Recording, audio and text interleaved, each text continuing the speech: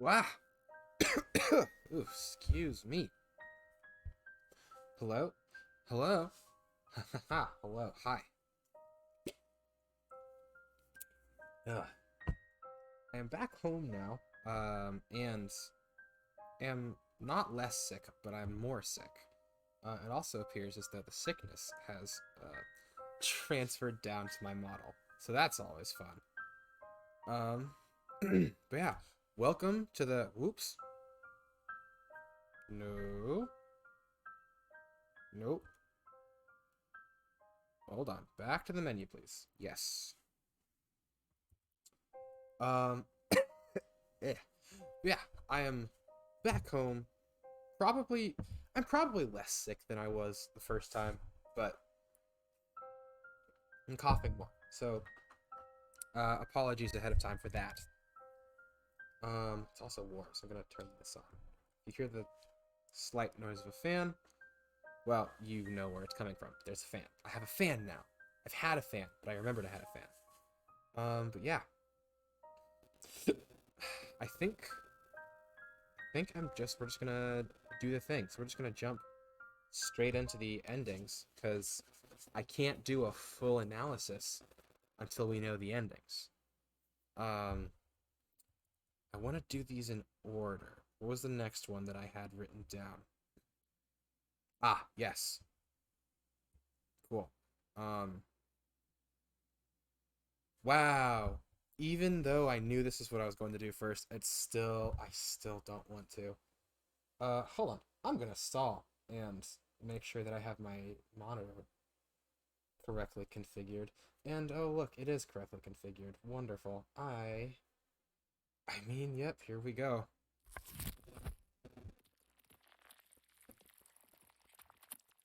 Yep. Oh, I hate, I hate the sound effect. No. Ew.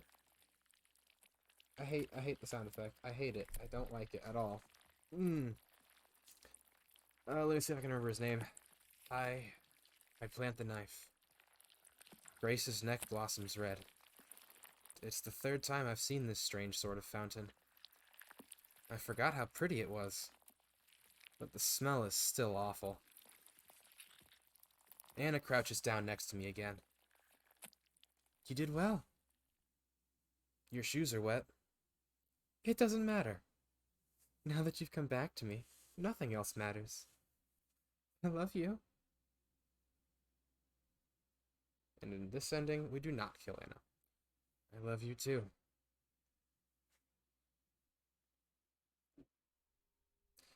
Jack! What is it? I'm tired. Hang in there. You're almost done. Anna is shoveling dirt onto a spot on the ground. Help me! I would if I could. When she's done, I hand her a towel so she can wipe the sweat off her face. Great work. Thanks! But don't you think it's a little obvious? The mound of dirt is the only spot that's not overgrown with grass or weeds. It's obvious, but it doesn't matter. No one ever comes here. I see. Oh, let me make sure the volume's... Ah, it is really low. Anna is wheeling me away. She's humming as she walks. We're on our way home. It's good to be back. I'm sorry I took so long. That's okay. Anna brings her head down next to mine. How long you took doesn't matter. You're here now, my love. She's cute. I want to tease her. Hey, you're taking me to the rehab place, aren't you? No way! I'm never letting you out of my sight ever again. What if I want to meet some cute girls there? If you do that, I'll bury them too. I'd expect nothing less. But keep in mind, I'm not going to let you baby me like you did that one whole month. What the hell was that about? Sorry, Jack. I couldn't help myself. You were so helpless and cute. Yeah. I sort of get it. Don't think I'm helpless now, though. Of course you're not. Just wait until I can walk again. Then you'll see. You'll help me walk again, right? Of course. I learned all about that. I've been very busy, you know. I know. Very busy. You've been busy all these years, haven't you? Yes. I tried to make myself into the perfect girl for you. Did I do well? You did well. I'm proud of you. Anna beams.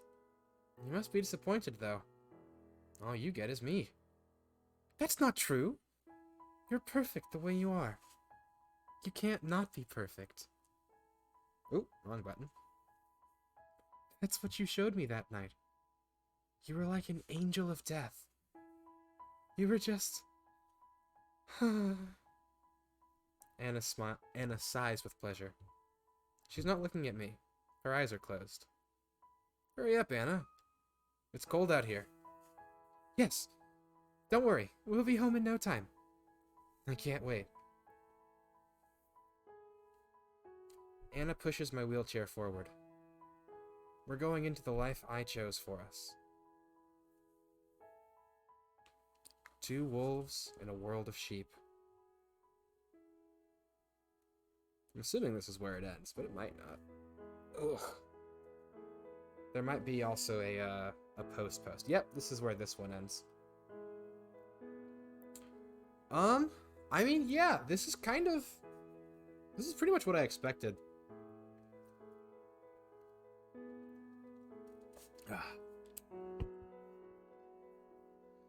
It doesn't quite go into the entirety of the depth I wrote down for it, but this is pretty much exactly what I expected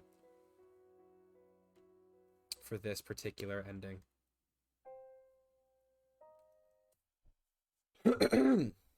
Alright. Now we go for the love kill. Keys. Give me the keys, Anna. Are you sure? Yes. Anna looks at me very carefully. In the end, she hands me the keys to Grace's cuffs. I bend over into the side so I can unlock them. It's very awkward at first, but I soon get the hang of it, and Grace is free. She's lying down on the ground.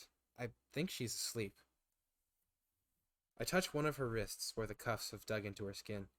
She breathes in sharply, but she doesn't wake up.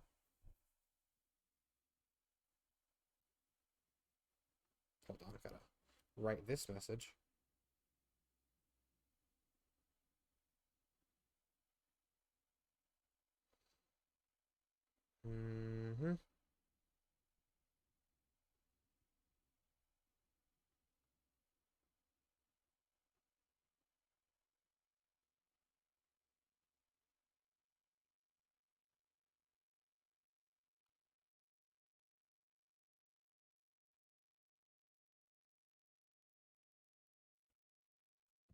Her lips are cracked. She's very pale. Why did you do that? Why do you think? I asked you first! I place my blanket under Grace's head so it isn't touching the hard concrete. Is it a part of your plan? I wheel myself around to face Anna. My arms are already tired and weak. Jack? The scalpel is still in my lap. My plan, huh? My master plan. Yes. I guess this is part of it. Though my arms are heavy, I manage one quick swing. Huh. It's a good swing, too. Anna doesn't even have time to bring her hands up to her throat. The drop in blood pressure drives her to the floor. She stares at me for a while, mouthing words I can't understand. Less than a minute later, she stops. She's gone. Phew. I place the scalpel in her hand, then fold her fingers around it. Fingers crossed. Behind me, I hear Grace stirring from her sleep. I get to her fast. I get to her so fast I nearly run her over. Grace? Grace, are you awake? Can you hear me? Her eyes flutter open. She sees me and she smiles. So you're saying she did it to herself. Why? Why? I don't know why. Maybe she saw no way out? I say the first thing I can think of. I'm too tired for anything else. Yeah, you sure had her cornered, eh? The inspector taps at my wheelchair with his foot. He sees me as harmless. Or, I hope he does. I hope he'll let me go soon. He doesn't. Come on, Friday. That can't be it. Give me the whole story. I repeat what I said. Anna killed herself. I don't know why. She must have lost her mind. The inspector doesn't look happy. He's been questioning me for hours. Now he's about to start over again. Ask me everything once more. I can tell he's going to do it. He's done it so many times. But a knock on the door interrupts him. Someone's calling him out. Don't go running off now. He laughs as he walks off. A minute later, there's a crashing sound like someone's thrown a chair. Within the hour, they let me leave.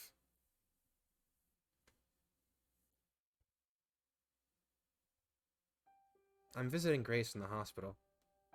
She's being treated for fatigue and dehydration. Hey, you'll be out soon, right? What do you want to do when you get out of here? What's the first thing? She makes a happy sound. Oh, I thought about it a lot. But I don't know. I'd like to do anything, as long as it's with you, Jack. I squeeze her hand. I want us to go on a long walk somewhere. Grace looks down at my leg. Yeah, I know. But I'll be walking again in no time. You'll see. I can't wait. Going on a walk would be perfect. A long walk. Somewhere far away.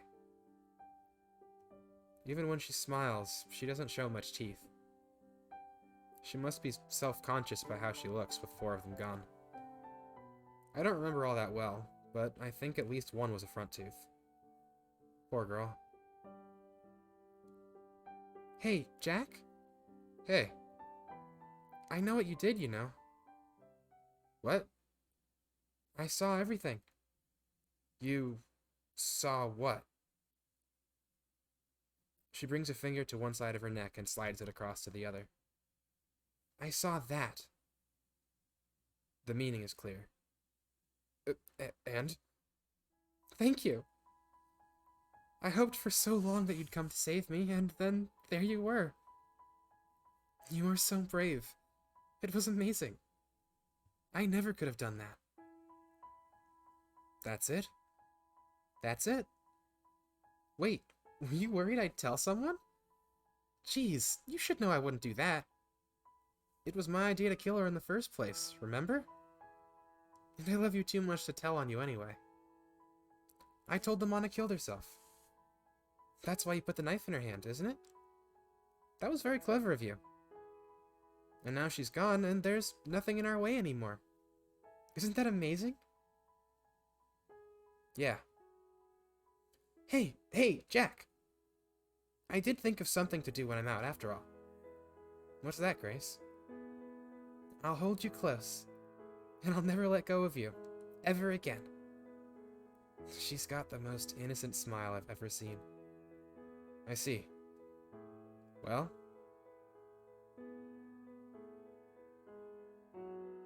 I guess this is fine, too. I smile. You like the sound of that, don't you? Yeah, I was just thinking. Yeah? Things are going so incredibly well. It's like the whole world is bending over backwards for us. Even though what, Jack? No, it's nothing. We have every right to be happy. Don't we? We do. We deserve this. The most out of anyone in the world. Yeah, we do. We talk and smile and laugh together. Two people on their way to a happily ever after.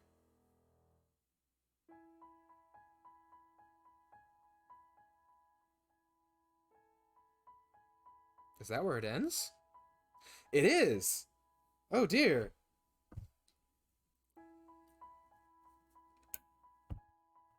I'm actually, like, pretty surprised. I think I called this one pretty well, too. Not, not perfectly. Again, I think I did think about it a little more than it ended up being. But, I'm sorry, I had to look down.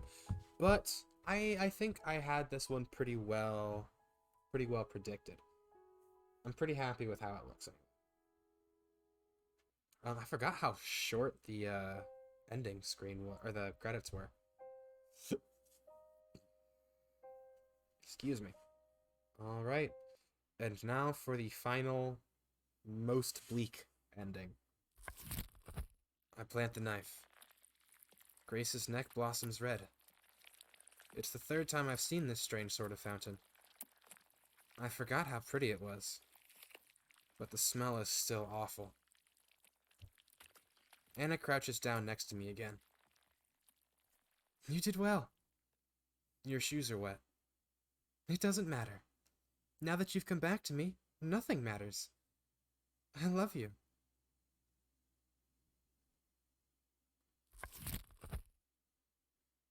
Anna looks down at her own bleeding throat. She's surprised, but not too surprised. Whoops. My hand slipped. She opens her mouth to speak. Red comes out. Shh. It's all right. Let it happen.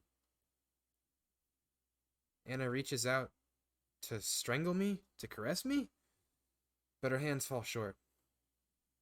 She grips the edge of my wheelchair instead, and when she falls back, she takes me with her. Ow! I'm lying on my back. My left leg, still in its cast, points up to the ceiling. Damn. I had a feeling it would end this way. But that's okay. I made the world a better place. I glance at Grace and Anna. They're still twitching, but their eyes are like glass. I'll see you later. My world goes red, then black, then nothing.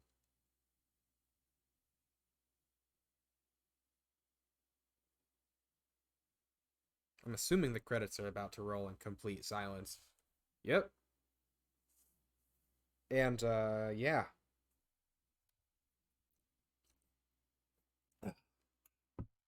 This one's pretty one-to-one with how I predicted it was going to be. And I do have proof of, the predictions. Give me one. Yeah. This didn't take as long as I thought it was going to. Which is actually great, because it gives me more time for the part of the stream that I'm the most excited for.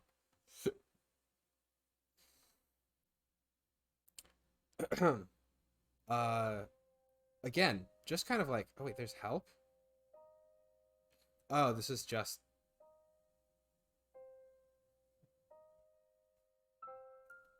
Oh, wait. Oh, it probably has like a...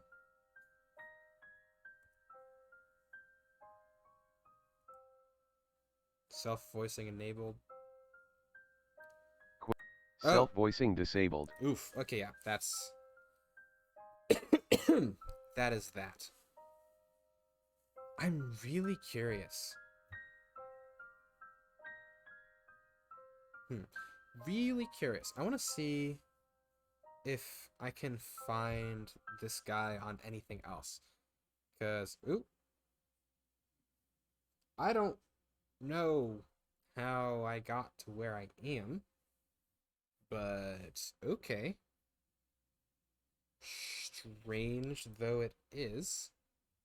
Strange though it seems. Um, yeah, all right, cool. Let me shift gears real quick so we can get into the fun part of tonight's stream. Uh, it'll only take a minute, but I'll be right back.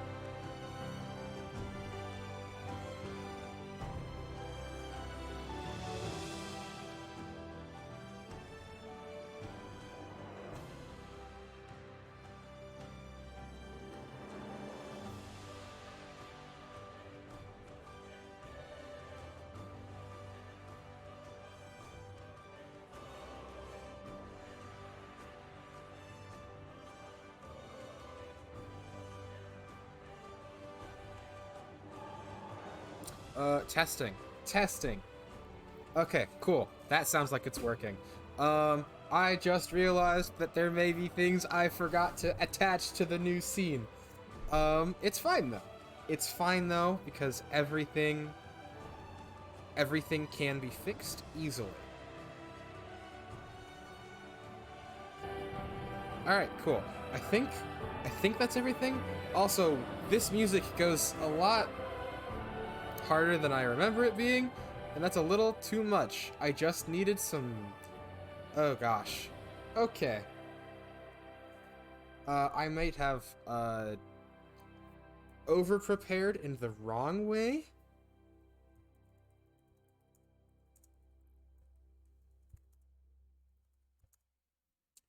One moment. Okay. Okay. Okay. Okay. We've got this. We've got this.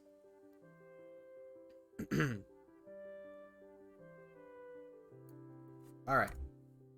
There are no technical difficulties within the walls of Ba Sing Se, by the way. Everything you are seeing is exactly as it was intended to be. Do not question it at all.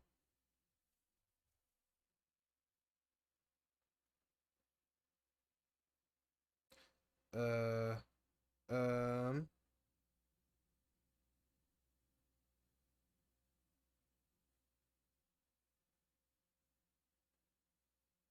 Oh, wait! Hold on. I think I figured it out. Okay, I think I figured out the problem.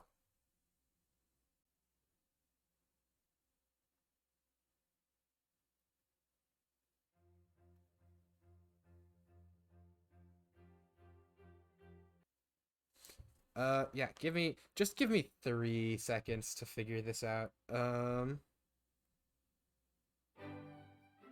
Nope. As you can see, everything is fine. Everything is fine. This song feels like it's mean. I don't,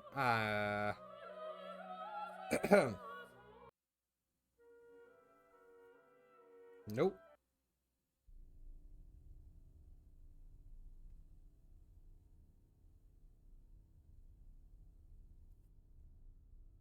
No, I didn't mention technical difficulties. I don't know what you're talking about. There are no technical difficulties. There are no technical difficulties. Hello, Rage. Well, yeah, since you're here, Usagi said some really weird things. Let's just both agree that everything is fine and everything is working,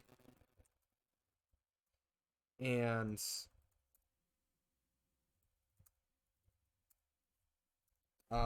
that I'm not adjusting anything frantically, because why would I need to do that? Nothing's wrong. Nothing is wrong at all. I mentioned nothing.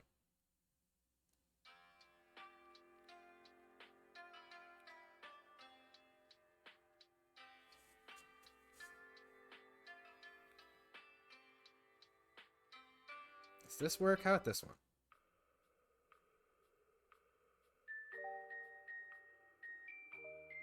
Yeah, this works. Cool. We'll use this one. I'll just crank it way down. I don't even know how loud it is. I don't even know how loud it is. Oh my gosh. Okay. Um. Yeah, wow.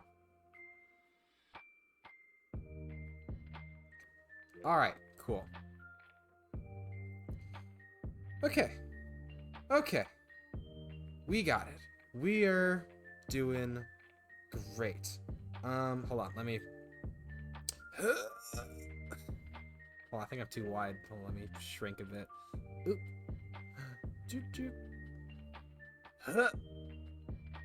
Ah, hello, everyone. Oh, there's nothing to be surprised about, because everything is fine. Did I just break? No. The sickness didn't. Come on. Come on. Come on. I'm not broken. You're broken. Everything is fine. Haha. I am slightly sick. I did mention that. There was no. I didn't look mortified. There was nothing for me to be mortified about. Anyway, yeah, we're gonna pretend that none of that ever happens. And you know what? We don't even need to pretend, because nothing happened. Everything worked as it was intended, and now I can show you the super fun and cool... Why is this the wrong point? Okay. Cool. Okay, cool. I worked for, like, more than 2 hours on this, and everything's broken. Boom. Did I make a PowerPoint? Yes, I made a PowerPoint. I made an entire presentation. I made sure to write notes so that when I started talking about this, I would not only have things to talk about, but I would have plenty of things to talk about. My dog has actually... my dog... So, actually, yeah. Before we start any of this, hold on, let me put that away real quick. Actually, you know what I can also do? Watch this. Watch this. I can close it. See? It opens and closes. Oh gosh, stop. It opens and closes. I'm proud of what I am. Oh gosh, the little... Hold on. But yeah, hold on. Before I mention the dog thing, as far as... Yeah, so my dog, Bailey, who is not the dog that featured this past weekend, actually, she has featured in streams, but not since, like, early days. Back when I was streaming on a table during the day, all by my lonesome during my first year of college. Because that was when it was just me and my dog at the house, and she would just bark at things occasionally. But my dog's actually pretty quiet. The dog that featured, that dog is my aunt's dog, Arlo. I was house sitting and I was streaming from there, and he's pretty young, pretty rambunctious, pretty irritating, pretty loud and annoying, and I can't deal with him sometimes. But yeah, I have not streamed from that house before because it's normally full of people. But I was, all by myself, and I was like, you know what? It's been a while. I should just stream. And this game specifically, hold on, let me go. Bring that down. This game specifically is one that I have had since I got a Steam account, I think, or since like a little bit after I got a Steam account. But yes, Arlo is very funny. He's very loud. He's very annoying. He is, honestly, he's just so much. He's too much to deal with. He's too much. Funny is a word, but yeah, he's too much. But yeah, a little background on me and making presentations about video games, though. Actually, so a thing, and as I tell this story, I need to just re-emphasize this story is true. This story that I am about to tell you is absolutely true, and I actually think it was a pretty neat idea that I will probably also do to my kids. But so my mother, she was very is very particular about like the things that we consume, and that's fair. There's a lot of stuff that kids don't need to be watching, and especially when you're one person managing 5 children, that can get complicated. But she found a way to make it less complicated, because she had children that she had raised in the specific way that she raised us, which is just to be very inquisitive. Whether or not we really liked being inquisitive. I love being inquisitive, but being inquisitive is not always a thing you want to do completely. But that's besides the point. So basically what she did, was, hold on, let me resize my desk, it's too small. I want a bigger desk. I want my desk to be large. There we go. There we go. I like it. Properly, properly chandel sized. Uh-oh. Did I break? Hold on, let me do a quick, let me just zip that. Silence you! But yeah, she would have us, if there was like a game or something we wanted to play that was not in like, that she didn't know anything about, she would not, have the time to go look into it, to see if it was like cool. So what she would do, she would have us make presentations about the game. We would make actual, I kid you not, PowerPoint presentations about games or shows that we wanted to watch, and we would show them to her for her approval. And yeah, it was really funny in hindsight, because a lot of it was just about how we presented something. Uh-oh, why are you broken? Huh, my avatar camera is not working. That's strange. But yeah. So, yeah, it was a lot about how we presented it versus the game itself, because I did the presentation when we wanted to play Minecraft, and I failed it because I had very bad information about what Minecraft actually was. Why aren't you working? He's like, he's completely, he's rigid. He's gone. I don't know why, like, look at him. He's gone completely stiff. He no work anymore. Chandle.exe has actually broken. Oh no. Oh, but the buttons work. Like, look, you can see all the range of emotion. He just won't look at me anymore. Why? No! No! I made a PowerPoint presentation for this. I made an actual PowerPoint presentation for this. Why is it broken? Please. Please. Come on, Chandler. Come on. We've had such a good run. We don't have to let it end like this. I believe in you. You can do this. What? Oh, oop. That button was wrong. Do I have to... I guess I just have to on the fly update? I'm so confused. Why is it broken? Wait, why is it broken?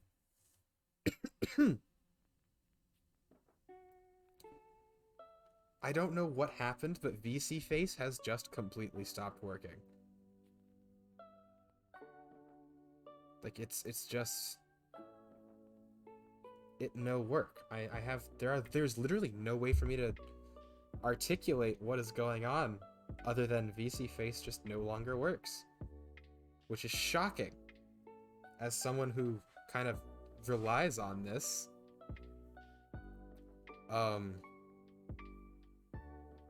Okay. Let's try a different... Come on. Are you gonna work?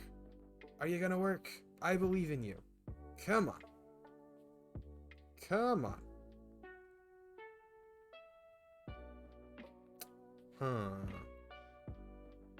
It's been so long since I've had to do some of these things. Yes, I've closed it and reopened it, I think, twice. I think the issue is the Hold on, I'm gonna do it again and try... I think maybe it's the camera? Has it just disconnected from the camera? That's what... No, it's not always technical difficulties. Don't speak that evil over me. Yeah, it's right there. So we just go boop. And then we go... I don't know, boop. And then boop. And that should all be fine. And then I click on a model. And then I click start. And then... See, and this is why you always have a backup. You always have a backup in mind for when things explode. I do have a backup. It's not currently here, but I can get it here very quickly. Oh, shut up, you. No more sounds. And no, Usagi, it is not always. It is not always technical difficulties. Haha! Haha! It worked! It worked as soon as I started threatening to replace it with something else. Come on. Come on! The triumphant return! Here we go! Ha ha ha ha ha ha! I cannot be kept down by any difficulty of any type. I shall always rise. Shandal supremacy. Cool. Now we can get into the actual reason behind the stream. So that was irritating. But hey, you know what? One man's irritation is another man's entertainment. I'm certain all of you found the last 12 minutes very funny. Anyway, into the thing that I've been looking forward to for the last 3 days. Killer Love, a deep dive by Chandelier. And you know, obligatory spoiler alert for anyone who may want to play the game. Surprisingly, not as spoiler heavy as I thought it was going to end up, but you have all seen the game already. You've either watched me play it or... I mean, you could have played it yourselves in the time between now and then. The game was free, and if you're not reading it out loud, it will only take you 2 hours to play. But yeah. Let us begin. Oh yeah, the content warning. There's a lot of stuff in this game. Violence, familial abuse, suicide, murder, general bad vibes. You know, so be aware of that. So I guess we begin with a quick, and I do mean a quick, history of the game. It was written by Andy Church, The art was done by Tan. I think that's how you pronounce it. It could be Tan. It released in 2020 on Steam. It's not very well known. I haven't spent a ton of time looking into the people who have played the game. I do know that pretty much the majority of people who have played the game like the game. Like, as far as I'm aware, stop making noise. As far as I'm aware, like, the general consensus is that it's, like, very good. Like, everybody who's played it likes it. And they're like, okay, there's like one bad review that I've seen, but like pretty much every review is positive with like varying levels of, like, you know, whatever. Like, it was very well received, very quiet. Not a ton of people have played it. Steam actually only has one category, which is just like all-time reviews, not recent reviews. I actually don't know how many people have played this game since around when it came out. I knew when it came out, you know, a bunch of people played it because it was new, got recommended into people's feeds and stuff. But after that, it just kind of vanished. And so did the creator, actually. He, I believe he deleted his Twitter. I couldn't find it, and I heard, I saw some people talking about it, and it, like, was just gone. Like, I think he deleted his Twitter. Hasn't done much else. Maybe he was still in school. I think I saw someone say that. But yeah, just kind of like dropped off of the radar, off the face of the earth. A cursory investigation did not reveal very much. But that's kind of like the whole history of the game. Like, if you look up Kill or Love, you will get cross results for an anime called Love of Kill, which I actually don't know anything about. Maybe we'll look at that after we go through the presentation. You know, if we're still feeling adventurous. Yeah, that's pretty much the entire history. Oh yeah, quick synopsis of the plot for those of you who don't know, and also just so that I can talk more. Which might be a bad idea at this point. I'm slightly sick. Yes, Professor Shandel. A quick synopsis of the plot. The story follows Jack Friday, our formless protagonist, as he recovers from an injury in a hospital. While he is recovering, he reveals that he is plotting to kill someone, a nurse named Anna, who hovers around him while he recovers. Over the course of the game, Jack writes in a notebook about his past. Meeting and falling in love with his girlfriend Grace, the strange amnesia he's had all his life, Anna's sudden appearance in his life, and the cascade of tragic events that followed after. By the end of the game, we are faced with some shocking revelations about Jack's forgotten past, and then given a choice: to kill or love Grace and Anna. And that's pretty much the entire synopsis of the plot. Again, it's very light. You could read that and be like, ooh, interesting, I want to play the game. There's actually not a ton of hardcore spoilers in this presentation. Like, you know, there are spoilers, but none that, like, I don't actually think I talk about the thing that happens, or like the big reveal, just like I talk about the big reveal having happened, and like characters' reactions to it. So like, this is a fun little thing.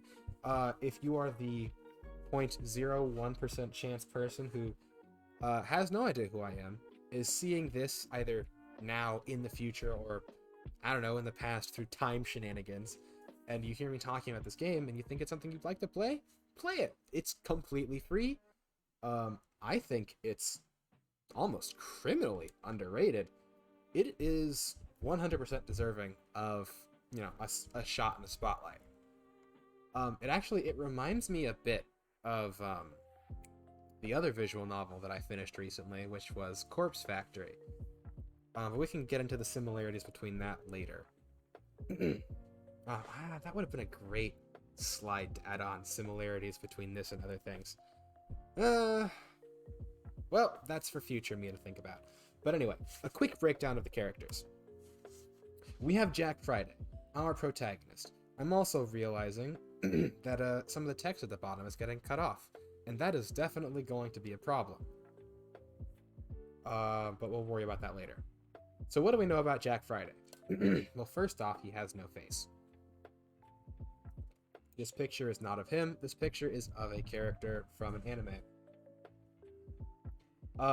Usagi, when I tell you I almost tried to draw like a little prop to like glue to the front of my model to be funny, like a little professor's coat, I'm being very serious. The only reason I didn't was because I did not have time, unfortunately. But yes, we should absolutely do that. Where was I? My train of thought's gone. Okay, it's back. Jack Friday. What do we know about him? Well, first off, he's our protagonist. Yeah, I know, I could have. It was like, this is all, I have been, not even have been, I've just like, this is like the first summer where I am like aware of the fact that I'm busy, which means this is probably the busiest I've ever been in a long time. There's always something. Always something. Always something. Anyway, yeah. Our protagonist, Jack.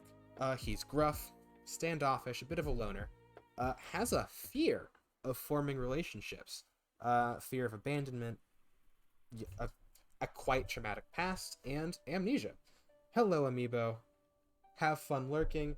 Maybe, maybe through lurking you'll learn some stuff. You'll learn some fun writing tips. Yeah.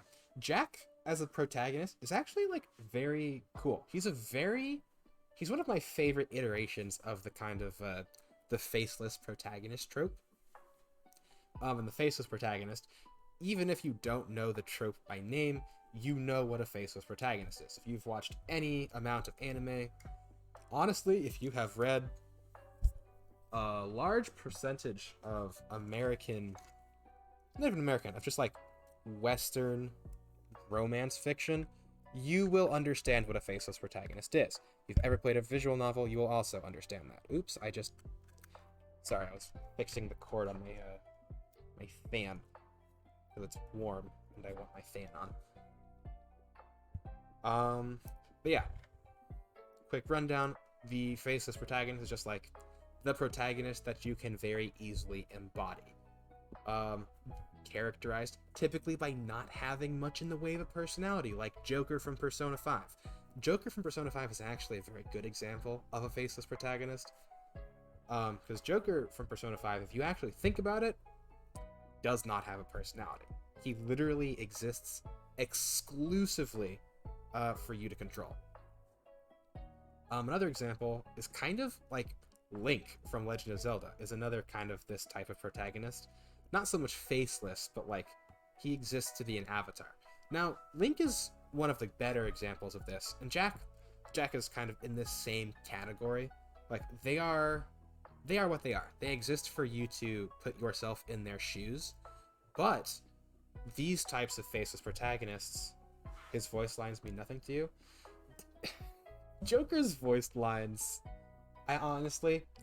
Joker's voice lines did not mean very much. They were just kind of there to be there. Like, they were there so that he could also say things. And honestly, when you think about his voice, very generic. Like, I think one of the reasons they picked the voice actor for him that they picked was because that voice actor is capable of doing a very generic kind of, I am the protagonist voice. That was not that. It's like I'm the protagonist voice, and I'm here to do the protagonist thing. That's kind of Joker. And on the other side of that, like I was saying, we have your Links and your Jacks. Your faceless or voiceless protagonists that exist for you to pilot them, but also do still exude their own personalities, their own kind of life. It's a lot more clear in the case of like Jack, who essentially is an entire character up until the end of the story, where you get to make your single choice, versus Link, who you genuinely do whatever you want with Link, but you're always aware that Link himself would do something X, Y, or Z ways. Or when you overcome a challenge, this challenge was designed for Link. This challenge wasn't just there, it was designed for Link specifically to overcome, and when you overcome that situation, you are becoming Link. You're playing as Link, which is kind of the division between games like Legend of Zelda and any Bethesda game in like the role-playing aspect, but that is a whole different thing. that is not actually pertinent to what we're talking about. Basically, Jack is a very good example of a... I'm trying to think of a good, like, umbrella term. I guess like an avatar protagonist. He exists formless solely so that you can kind of embody his space. Also, I assume because the creator of the game couldn't think of a way to include a sprite for Jack and make it feel natural. But, you know, it also accomplishes the purpose of giving you a void that you can fill. But Jack still has his own personality, and right up until the end, Jack is the one calling the shots, and then even when you make the decisions, you know, Jack's personality still comes through. Another example of this would be Makoto from Danganronpa. Actually, all of the Danganronpa protagonists are kind of like this. Actually, yeah, all of the Danganronpa protagonists are like this. You make choices, but they are still themselves, and their personalities still guide the outcomes of the choices you make, and still affect what choices you can make. So that's like the mechanics of who Jack is. Let's talk about the mind. Let's talk about the man himself. Like we said, he's gruff, he's standoffish, he's a loner. Has a bit of a fear of forming relationships. All of this comes from, well, as you can see, like the two biggest things about him. He has a fear of abandonment, like a severe fear of abandonment, to the point where when, during the story, he is abandoned,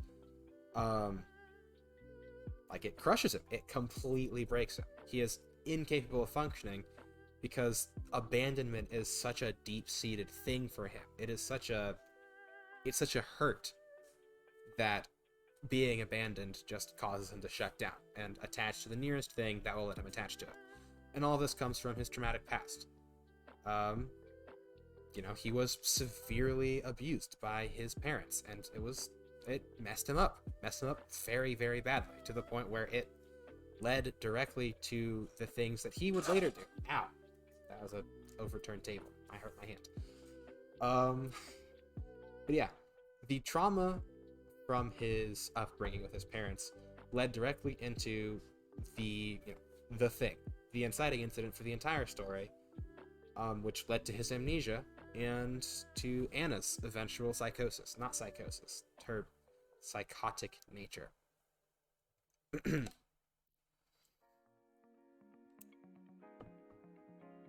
Now, we don't know exactly the nature of the abuse that Jack went through, but we can surmise that it was definitely, like, physical. He was definitely beaten by his father. And his mother also played a role in that. His mother, at the very least, did nothing. At the very least, did not resist his parents, or did not resist his father. But an interesting detail is that in the picture book that Anna makes, the story of the two wolves, it lists both of his parents as wolves. Both of his parents are wolves in that story, and in that book, wolf... It's actually kind of unclear, because the wolf image is used a couple times throughout the end of the story to mean someone who, as far as we know, kills. People who kill. Excuse me.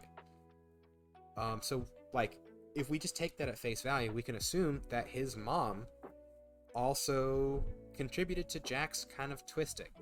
We know that his father was a killer. And, like, you know, it just kind of straight up and down says in the story, actually, in that same book, that the little wolf learned to hunt from watching his dad hunt. He learned to kill by watching his dad commit murder. But the fact that it includes his mom as a wolf, it kind of does leave it ambiguous. We don't really know. We don't really know whether or not his mom was also a murderer, but we do know that his mom was at least party to it, and at least did nothing to resist him. Yeah, like, that's kind of all we really know about Jack's family. We know that his dad was a murderer. We know that his mom was in some way involved, and that the abuse he suffered during that time was so bad that it caused the notion of having parents for him to be directly associated with danger and inevitable harm, which is what led to him killing Anna's parents, because when they took him, they said, you can think of us as our parents. And specifically, Anna's mom was like, you can call me Mom. And that was, unfortunately, the worst thing she could have said in that moment. Honestly, the worst thing she could have said to Jack at all. But there's really no guarantee that that wouldn't have happened one way or the other. That wouldn't have changed anything. Because Jack saw himself less saving himself in that situation so much as he was saving Anna. And protecting himself, of course, obviously. But we don't have all the information on that. I would love to talk to the creator of the game if, he ever shows back up about this story and like what his thoughts were about all that. Yeah, that's kind of a bunch of all of the background information on Jack. After he kills Anna's parents, her fear of him and like her sadness and like grief, and even the Anna's parents' reaction to being killed. Anna's parents' kindness in the last moment, like they're not being mad at him, just sad they couldn't help him. Or that might not be like, he saw sadness in them when they were dying. That sadness could have been for him, could have been for Anna, could have been for the fact that they weren't enough, could have been for any number of things. But the dissonance caused by that led to him sealing off the memories of all of his past just so that he could get away. Because what he thought was a supreme act of heroism turned out to not be. Turned out to cause pain, to cause harm, and he didn't know how to deal with that, and he did as a lot of young children do. And he just locked it away and ran away. And that went on for 15 years. He did not have any memories of his childhood up until he was in high school. Just sealed away. And, then that leads into the whole situation with Anna and all of that. But yeah, so that is Jack. I don't think I've left anything out. If I have, just let me know. But barring that, we're going to move to the next slide. I have talked a lot longer than I thought I was going to, which is great, because it means we actually have a stream. We've got Grace. Excuse me. I did not bring enough water.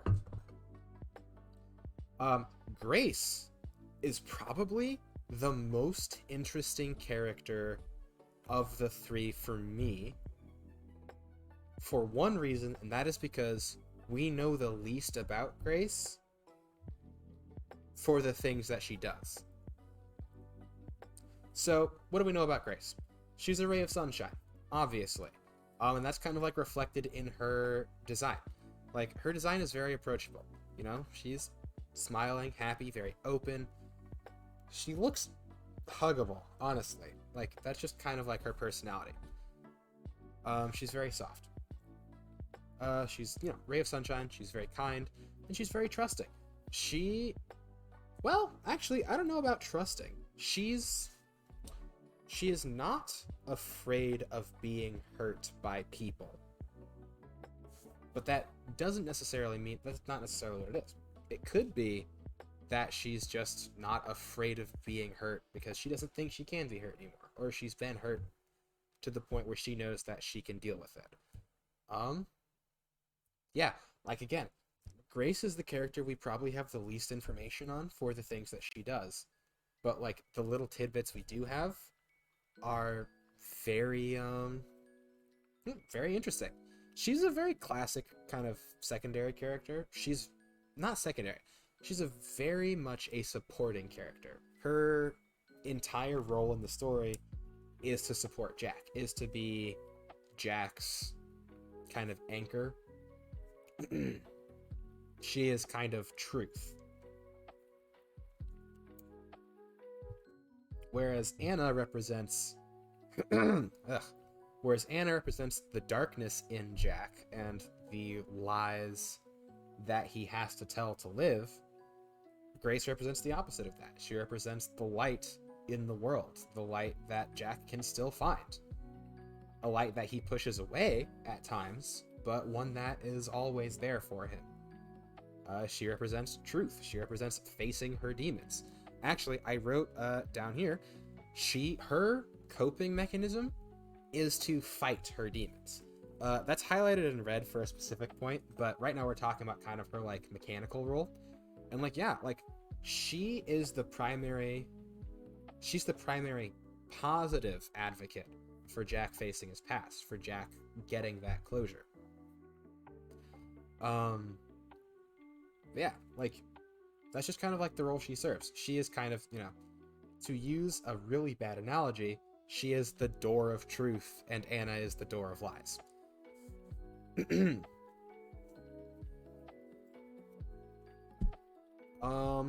So moving away from her mechanical role in the story into just Grace as a character. She also has a traumatic past relating to her family. Her coping mechanism of dealing with, everything that's bad in her past is to fight back. But the way she chooses to fight is very interesting. She faces things, but she also does back down. Like she's not a gung-ho, I'm going to get better through the power of just getting better. I want to say she's very emotionally intelligent, but I actually don't know if that's true. She understands that to get better, you have to face what's wrong, but that doesn't necessarily mean that she does it in the right way. There are wrong ways to face your problems, and we don't really know that Anna does it the right way. And the reason I say that is because, kind of actually mentioning the next point about her dark side that she hides, when Grace confronts Anna about Jack being held captive, kind of doped into oblivion, Anna belittles her, makes her feel like nothing, assaults her verbally, and gets her to leave. And then when Grace and Jack finally meet back up, and they're talking about trying to get away from Anna, it is Grace's plan to kill Anna. Grace doesn't want to go to the police because of something in her past where she no longer trusts them. And relating to whatever happened with her family. We don't know, we are never told during the entire game what happened to Grace with her family. We can assume it was really, really bad. We can assume it was terrible. Especially from the way that Anna acts. Like, the way Anna is pretty classically, and this is just like from my knowledge of real life, not specifically how characters are built, but also from how characters are, like, the way she is kind of classically like someone who's gone through a lot of adversity and come out the other side, not necessarily, none the worse for wear, but comes out the other side intentionally. She came out the other side of her darkness, and she doesn't want to go back. But she didn't come through without any scars. It is her plan to kill Anna. And she says that specifically, she comes to that conclusion because Anna did something to remind Grace of her past. Anna's verbal assault on Grace when they confront each other in the hallway brings Grace back to that point in her mysterious past, putting her back there. She specifically says she felt like dirt, and she had sworn to herself that she would never feel that way again. And that's why she wants to kill Anna. Not just to save Jack, but as a way to fight back against her demons. Her demons aren't gone. She just managed to move past them. They're no longer in her head, but they are still nearby. They are still around, and when they get brought back up, they can still be used against her. And when that happens, Grace shows a side of herself that's not very graceful. To make a really bad joke. A very bad pun. I'm so sorry about that. And yeah, I also wrote down that she's untrusting of police, and that just is going to be directly connected to whatever happened in the past. We don't know. We never know. We can only guess. And kind of, honestly, guessing in this situation especially is kind of the best thing because we don't have a ton of room in Killer Love to dive into Grace's backstory. It would kind of just be a tangent. A lot of extra content that I do want, but too much for this game. Grace's backstory is best served as the nebulous, oh my gosh, I can't believe that happened to you, because it lets the player kind of project, what the worst thing they could imagine is. Jack's response to Grace telling him her story is shock and sorrow. Like, it's something that's sad, something that's horrible, but Grace came out, and she's okay with it. She's okay with the fact that she survived. Not to say that she survived perfectly, and not to say that there's nothing left in that. We talked about her dark side, we talked about how those things can still be used to hurt her, but she still made it out. And that's kind of like Grace's defining feature, is that she made it out and she doesn't want to go back.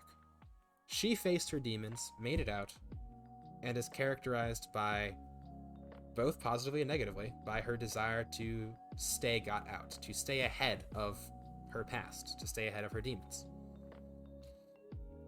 And that's an admirable thing. It's a very cool thing, actually, to see a positive trait, having grown as a person and made peace with your dark past. It's very cool to see that positive trait also used in a negative light, where, it is also directly connected to her dark side, her murderous capability. She has made it out past her past, but weaponizing her demons, the things that happened to her in the past, weaponizing that against her, can also bring out the worst in her. Grace is a surprisingly complicated character. And, I say that in the best way possible. There's a lot to talk about with Grace. And, she's just really well built.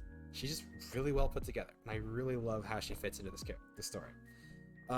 At the bottom, I have highlighted in red Dan, and I have Higehiro mentioned. And that's kind of... that is less... sorry. What that is I think it might have been a clue to what her dark past was. During the confrontation between Grace and Anna, where Anna starts, calling Grace all these horrible things and making making her feel real little, she mentions Dan, and I think that's really interesting. Hold on, let me check chat real quick. I saw a message popped up. We do love Grace Hirosagi. I have to say, all the characters are really interesting. There's so much to talk about with these characters. They feel real, if that makes sense, from Quiet Rage Gaming. Yes, absolutely. One of the best things, and actually, this is to get dangerously close to the writing workshop territory. Wait, is he not blinking? Hold on. Are you not blinking? Why aren't you blinking? Blink, you fool! Okay. But yeah, while I fix that, I'm gonna address what Rage said about how they feel real. As writers, one of the things we always aim for, one of the things a good writer typically wants to aim for, is to make their characters feel real. This does not mean to write them like real people, because that's not really possible. A character will always be a character. They'll never really be real, but there are ways that we can make them feel real. Especially when you respect a character's place in their universe and, their histories as part of them. The more you treat your characters in your story as if their world were the real world, as if the things they've gone through are real, and, should be treated as such, your characters will start to feel more real. And there are a lot of different methods. Like, me personally, when I create a character, when I write, they kind of take on their own life. Oh no, I think I've broken it again. Yeah, if he starts moving again, I'm just gonna be happy that he's moving. He's come on, man. What was I saying? Oh yeah, for me, when I write characters, I write them like I like build them to a certain point, and then they kind of take on their own life, and then it's kind of a further character development is kind of a conversation between me and that character that I've written, and also, you know, an observation of how they go through the world that I've put them in. And that sounds absolutely like I'm a crazy person who talks to himself too much, and maybe that's true, but not specifically in the case where it pertains to writing. In writing, this is actually a pretty common thing. I would just turn on auto blink, but I attempted to never mind. Like I said, never defeated. But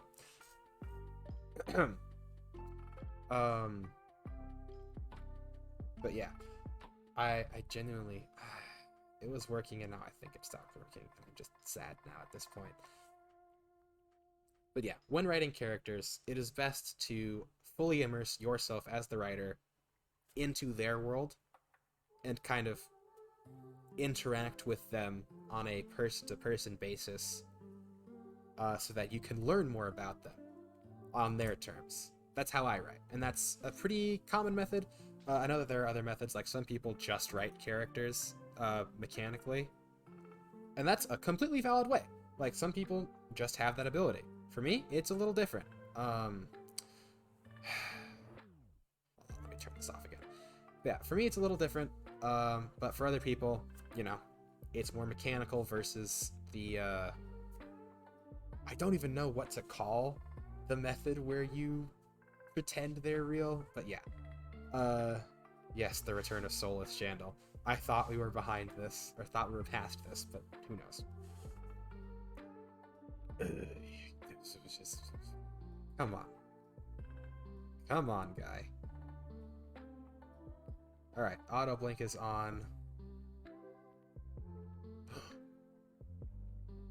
Now, if I hit a button... Okay, cool. We're just going to assume that this is going to work forever. But yes, anyway, back to talking about Grace, and how Grace is an amazing example of a very well-written character. Actually, we talked about that, and now we're talking about a possible hint about,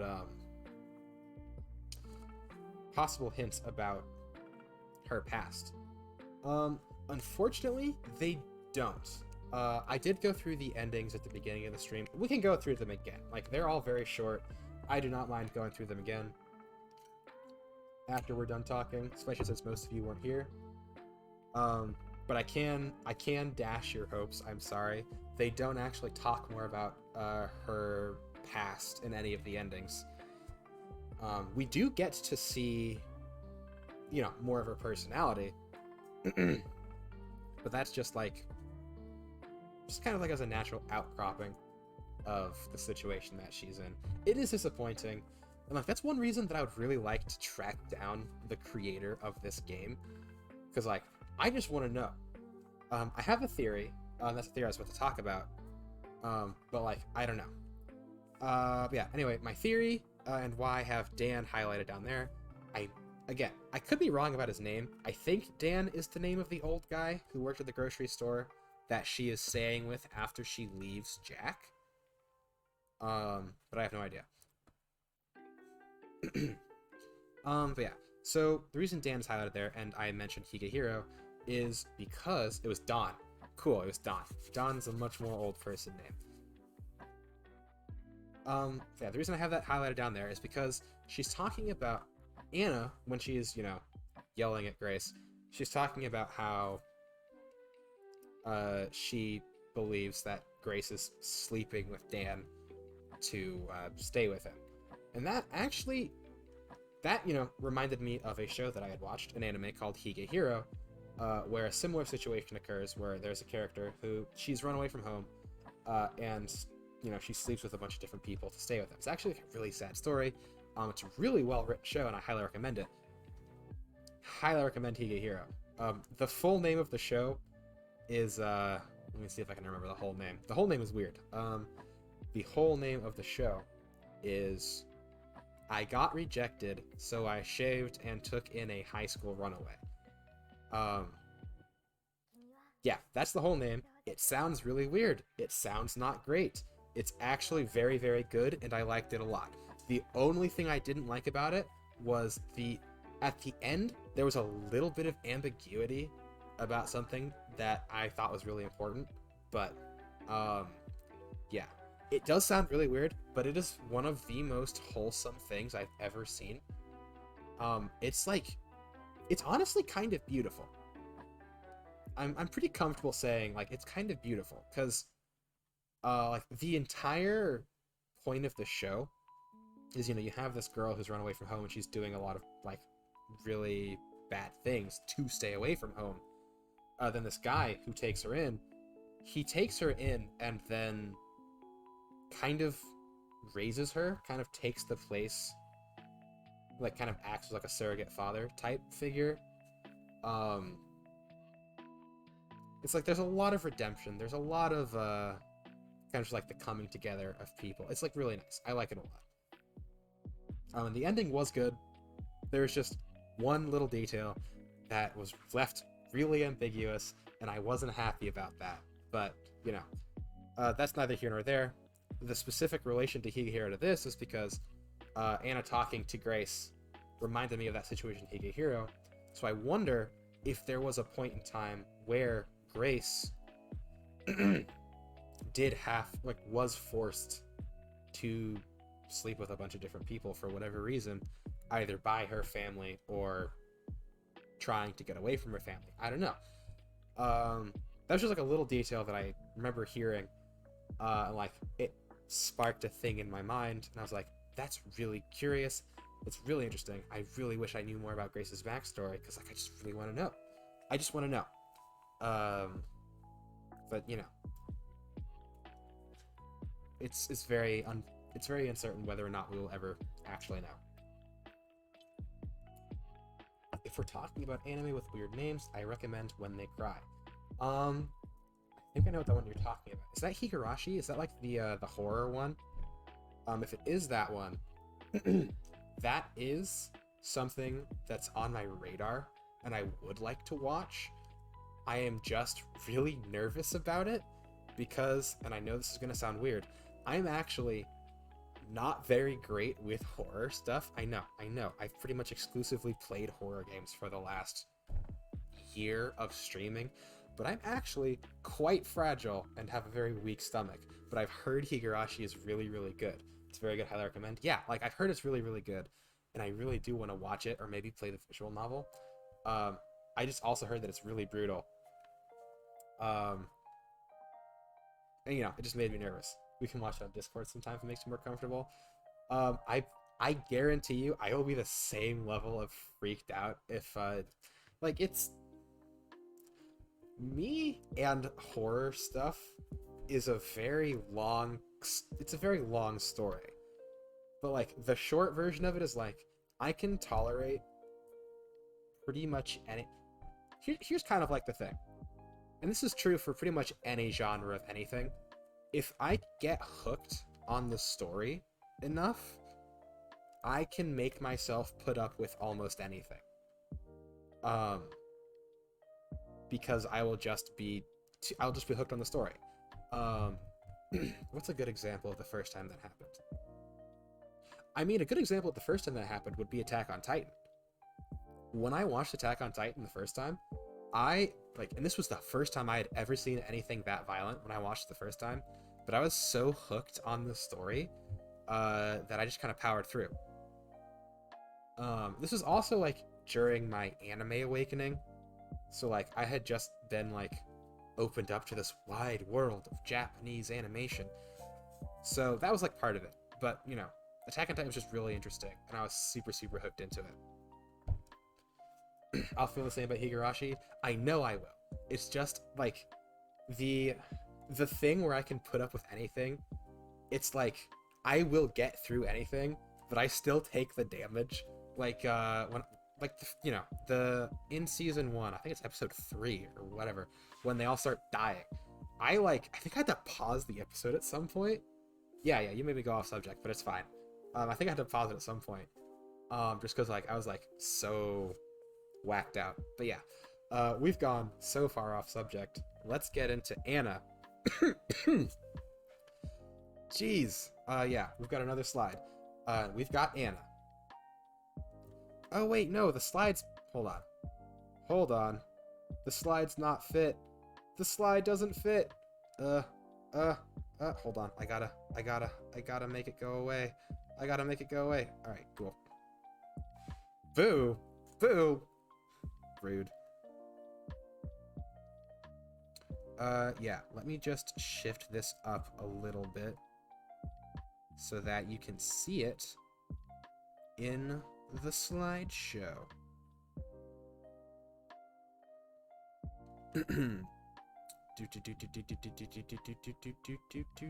Boom. There we go. Alright, cool. I can turn that back on now. Now, Anna. We don't like Anna here. Oh, actually, that's a good point. Thank you very much, zombie. I am going to stretch right now. Ooh, that's a good stretch. Whew, it's a little bit too good of a stretch. I am running out of water. I think you missed an extra crazy. Yeah, I did consider doing that. I'm about to be out of water. Hold on. Okay, here's what I'm gonna do. I'm out of water, and there's a lot to talk about with Anna, so I'm going to hit BRB. I'm gonna go fill my water up, and I'll be back in like 10 seconds. Don't go anywhere.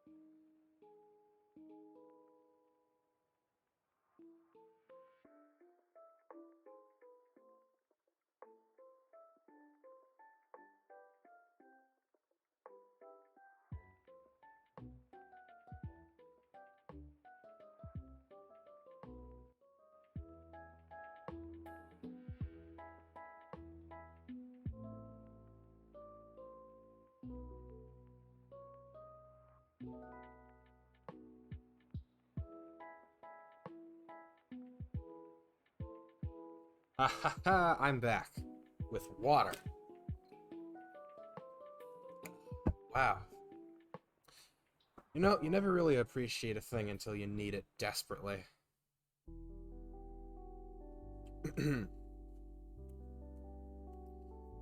Oh, gosh. Wait, why are you broken? Come on, man. Come on, man. Why are we doing this right now?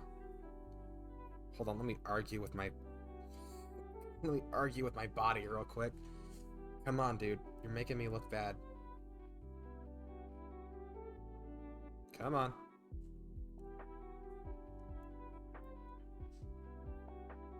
Come on, Shandel. Come on, Shandel.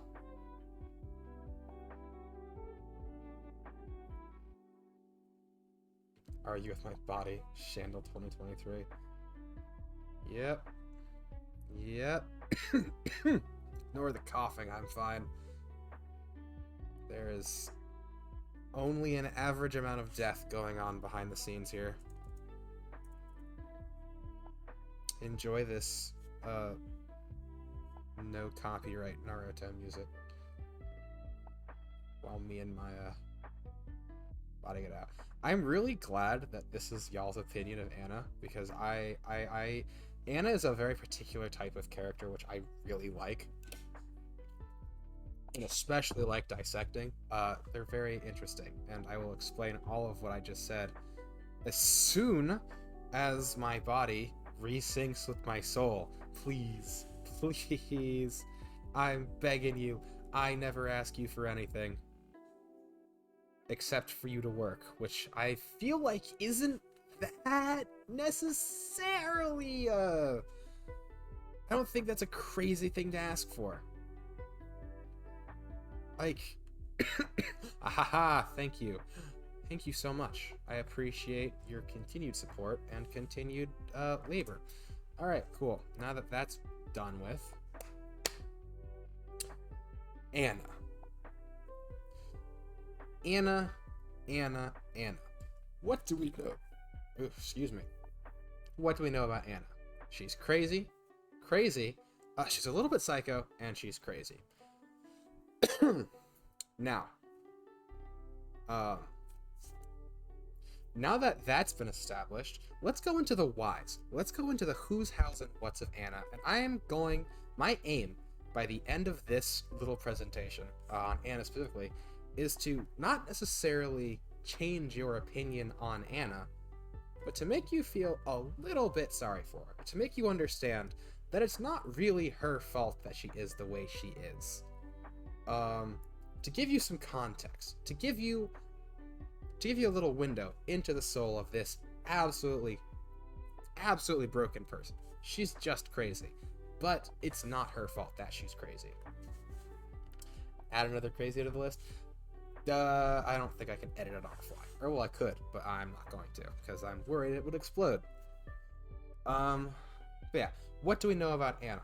Well, honestly, the best place to do is to start at the beginning. And at the beginning, she was a small child who watched her entire family die, and then saw someone walk in here covered in blood and be terrified. She did not watch her parents die. She watched Jack walk in and be like, "Hey, I killed your parents. Sick, right?" He came in and he was so excited because he thought that she would be excited, because he thought he was protecting her. He thought he was doing something good. And the realization that he wasn't doing something good broke his mind in half and gave him amnesia for the next 15 years. For Anna, she watched a blood-covered monster that looked like her, age and size-wise, because they were both around the same age, walk into her room in the middle of the night and tell her that it had just consumed her entire family, and that she should be happy about it. Now, in this situation, two things happen. Anna cries, Jack freaks out, and then we don't really know the specifics of what happened next, aside from when Jack's mind broke, he lost his memory. But when Anna's mind broke, she latched on to the only thing that was there. The only thing she really had to latch on to, which was something someone else told her, which is that she should be happy that her parents were killed. And I'm not going to lie, that kind of situation is like, you will latch on to anything in a time where you lose everything. And the only thing she had to latch onto was the truth that something greater than her, in her mind, told her that what happened was good. So she believed it. She warped reality around herself to make herself believe that what happened was good. What happened for a reason, and the reason that she didn't get to die with her parents was because she wasn't like them, was because she was part of a different class, a different group, and that group was accepting her by not killing her. And that acceptance is something that she then chased for the next 15 years. You can see it, and when we go back through the endings, you will see it. She has a fanatical, almost religious sounding devotion to Jack. Everything Jack says or does to her is perfect, unless it breaks with this reality that she has created around herself to cope with, excuse me, to cope with the fact that her parents were murdered. She doesn't think of it as a murder. She thinks of it as an awakening. And in some ways, she's not wrong. It was an awakening, but not of her instincts as wolf. It was an awakening of her defense mechanisms as a helpless child.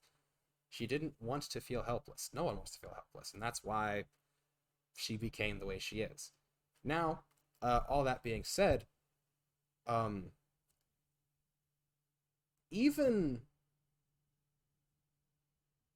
it's hard to say what I'm about to say in the case of people like Anna, because you always have a choice, and you always have there's always a North Star, no matter how dark your night is. There's always the truth. There's always the positive way to go.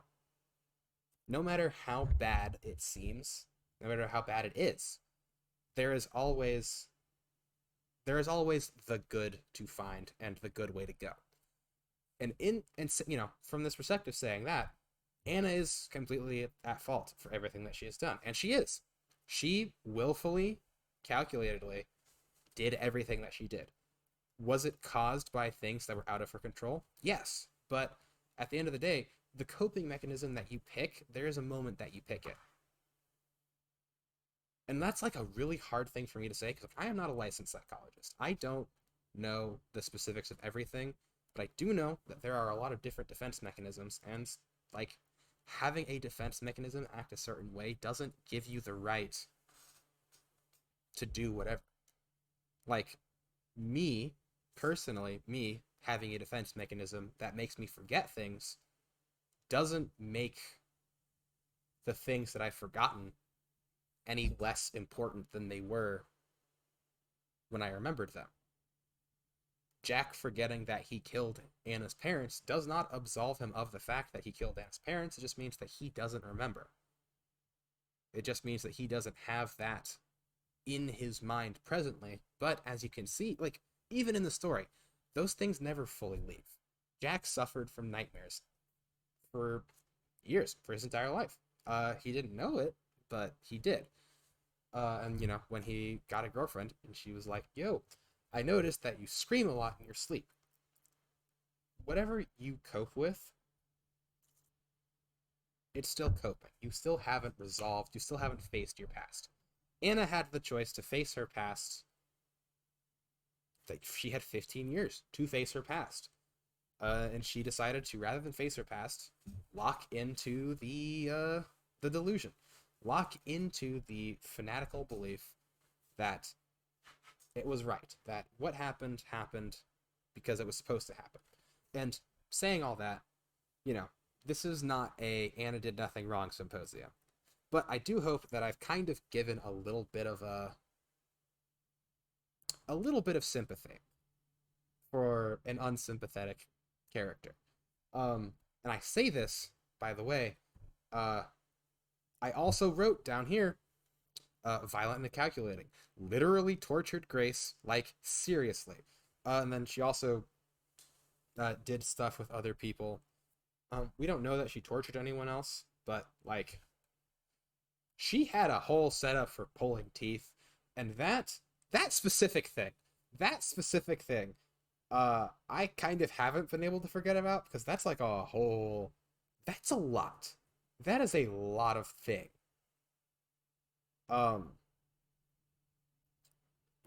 Yeah. In that, literally from that regard, yes, zombie, we jump him. That is not okay. It's not okay. And even like extending it back to Jack, I don't remember I mentioned all of this with Jack. Like, what Jack did was also not okay. Me giving the reasons for what they are doing is not me saying go easy on him. It's just me being like, understand. Understand why what happened, so that you can come to your correct conclusion that they are in the wrong, but so that you can come at it with a measure of understanding, if not compassion. Or, well, compassion, if not understanding. Sorry. Um, but yeah, mechanically in the story, we talked about earlier, but Anna functions as the counterpart to Grace, which kind of obvious given that they are the two characters that you choose between. She is kind of everything that Grace isn't. Where Grace is soft and approachable, Anna is, well, yeah, Anna is hard and aggressive. Where Grace is kind, Anna is controlling. Where Grace pushes for growth, Anna pushes for a specific kind of perfect. She pushes for that thing, the ideal. Anna is the world of lies. Grace is the path to truth. And that's just kind of what they represent, and what you choosing between them is. Choosing to go with Anna is choosing to live in the lie that, choosing to live in the lie that protects you, that protects Jack from the truth of what he did and the fact that it was wrong.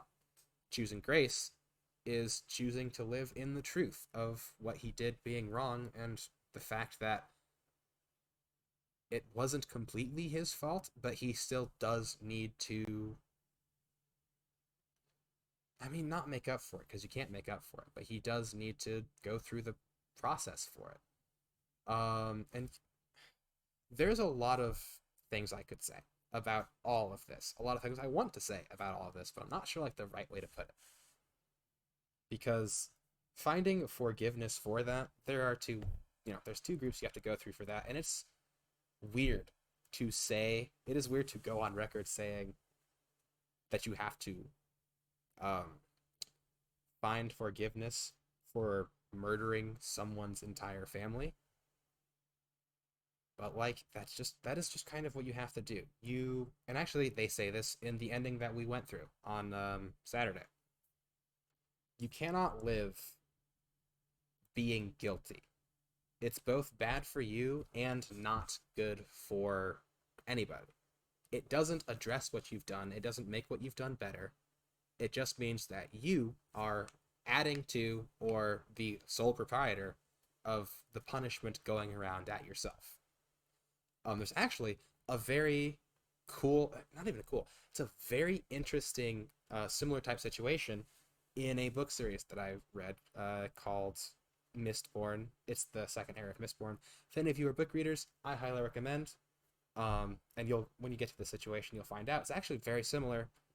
It's different, obviously. There's a lot of differences. It's not the same inciting incidents, but it is the same kind of thing where one character kills the father of a small family.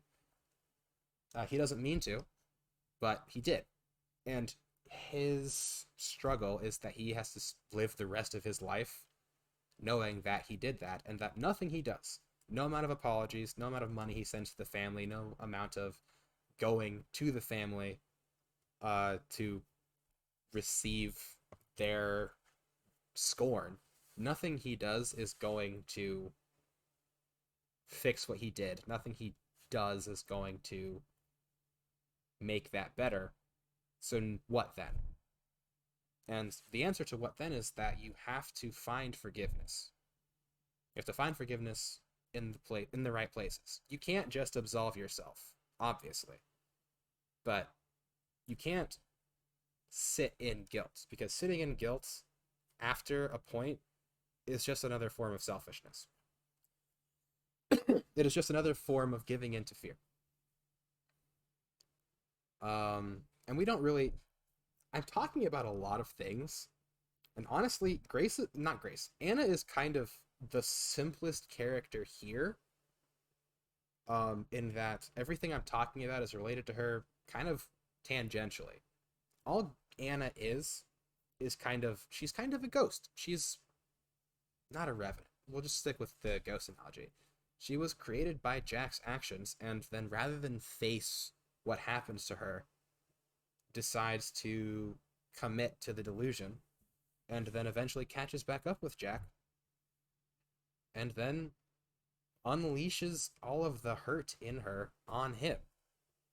She makes him out to be a kind of god, and when he rebels against that, she, as we see, does all sorts of really messed up crap in order to force him into the role that she wants him to be, that she needs him to be to maintain the delusion.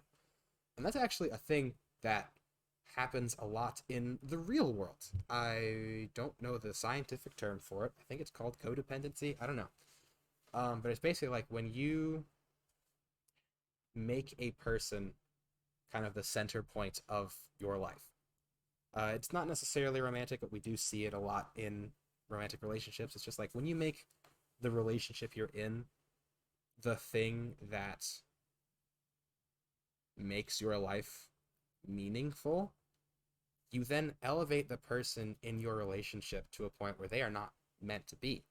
You make them have to be perfect, and that's not good for them or for you. And eventually, when they aren't perfect, what happens then? And that's kind of Anna. Anna's function in the story, outside of the immediate narrative, is just to show, what this kind of relationship is like for the recipient. In this situation, Jack is the one being put on the pedestal, and we see what it does to him. It's a little dramatic, obviously. Not everyone who has this kind of relationship is kidnapping them and, drugging them until they're like stupid like a baby, but it's the same kind of principle. Um, wow, I talked a lot, and so little of it was directly about Anna. I mean, like, there's not much to talk about Anna that isn't kind of shown in the game. We kind of see all of her. Like, she says it herself. She made herself into the quote unquote perfect girl for Jack. So, like, Anna has lost her own sense of self. And, like, in the situation where Jack rejects her, her her reaction to Jack's rejection is natural. Like, at the point where they meet, when Jack is like, go away, or leave me alone, I don't know you, and all that, like, there's really nothing else that she can do at that point other than, react violently, because that is just what she has become. She had the choice to become something else, but, she didn't. And by the time we get to that point, like, I'm shrugging, but you can't see me shrugging. But yeah, by the time we get to the point where she gets rejected, she's already made her bet. She's already become who she's going to become. And now she has to. Now that just happens. Now that is now unleashed on the world. We only like Grace. Grace is definitely the least. She has the lowest body count. She has done the least things that necessitate judgment. I can't speak in small words anymore, which is a bad sign. Let me drink some more water.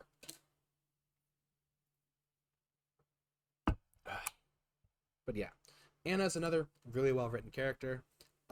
She's a riff on the yandere trope. Actually, on the yandere trope, Anna is a version of the yandere that I really like, which is one that's kind of more grounded. I'm kind of and this is going to sound really weird. I find crazy characters interesting. Gotta go, zombie. All right, well, thank you for stopping by. Well, I'll be here for as long as it takes me to stop being able to talk. So maybe we'll see you later, maybe we won't. Thanks for stopping by. Appreciate you. What was I talking about? Yeah. I like crazy characters because I like the complexity that can be found in them. Like Azula from Avatar is another example. Like Azula is a really cool character, and I like her a lot, despite the fact that she's objectively a bad person. But I really like seeing her in the story. I really like, going into the ins and outs of how she works. One of the reasons I really wanted to, I almost did study psychology in school, was because I really like characters that are written with a thought to their psychology. Writing characters with psychology is unavoidable. If you write a character, the actions they take will be related to their psychology in some way, shape, or form. And when those characters act in a way that is completely counter to their personalities, that's called bad character writing most of the time, or great character writing when it's done correctly because it's actually the most in line with their actual personality. Um, but yeah, like when you create a character, they take on a life. If you do it the emotional way or the mechanical way, those characters still take on a life that's kind of beyond you.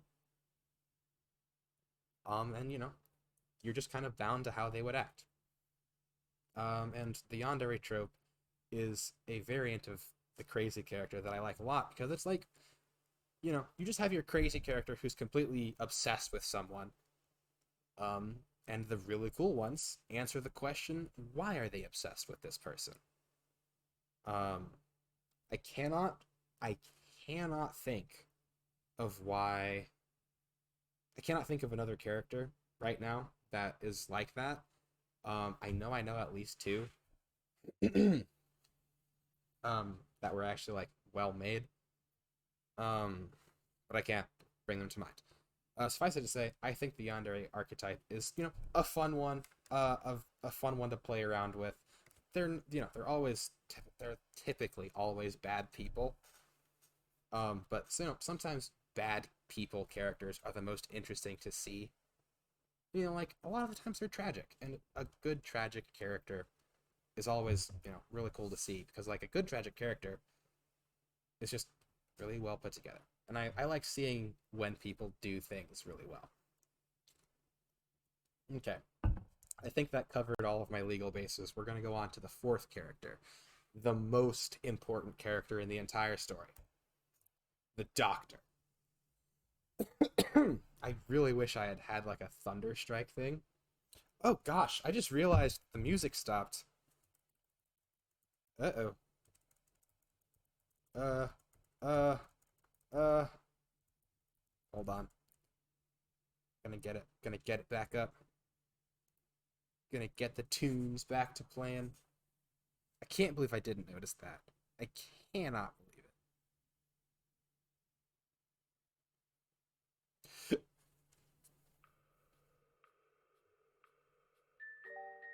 Cool, let's play. Yeah. So the Doctor is the most important character in this entire story. Why? There's absolutely no reason. He probably doesn't matter. I wrote him down because he's a fourth character, and I thought it would be funny. But yeah, the Doctor was really weird. I genuinely do not know what to think about him. I thought the Doctor was going to be something because he has probably the most unique design in the game, that being the complete lack of a face. But I don't know. Um, I forget about him. What did I write down? Bad attitude. Yep, that's true. Rude, also true. Cared about helping people. He did get mad when you insinuated that he was taking bribes or, lining his pockets. But that could be interpreted either way. Irresponsible. Yeah, short temper. Also, yeah, has no face. The most interesting thing about him. Yeah, like literally, he's either a genuinely nice adjacent guy or kind of a turd. And the reason those are the only two choices is because, like, he either actually cares about his patients, and the only reason that he released Jack was because he knew Jack and Anna had some relationship, and he thought it was positive, or just because he didn't care. And the Doctor is literally just kind of there. Mechanically, there had to be a doctor because Jack was in a hospital, and he had a scalpel in his pocket that Jack stole. Yeah. That's pretty much all there is to say about the Doctor. I can't think of another thing to say about him. What's the next situation? Ahaha! The next situation is endings. And actually, hold on, let me shut the music off. Uh, since we have some peeps here, meaning everybody, because I started quickly, who haven't had the joy of seeing the endings, we're just going to go back through them. We won't do the one that we did on Saturday because, we've already seen that, but we will do the other three. So the first one, I don't know if my voice will hold out. We'll see. The first one we do is what I will call the kill love ending. And that is the one where Jack kills Grace and loves Anna. And I don't know if I'm going to name all of these. I think I'll just let them speak for themselves. Oh, wait. I just realized. I haven't changed the thing over. Give me a second. Actually, what if I just went, whoosh? Haha. Yeah, we'll just do it here, because I don't feel like resetting the window. Boop. There we go. Let us begin. Every time I click this, it feels wrong. I hate the sound. Ugh. Gross. Let me see if I can do his voice. Grace's neck blossoms red. It's the third time I've seen this strange sort of fountain. I forgot how pretty it was, but the smell is still awful. Anna crouches down next to me again. You did well. Your shoes are wet. It doesn't matter. Now that you've come back to me, nothing else matters. I love you. I love you too.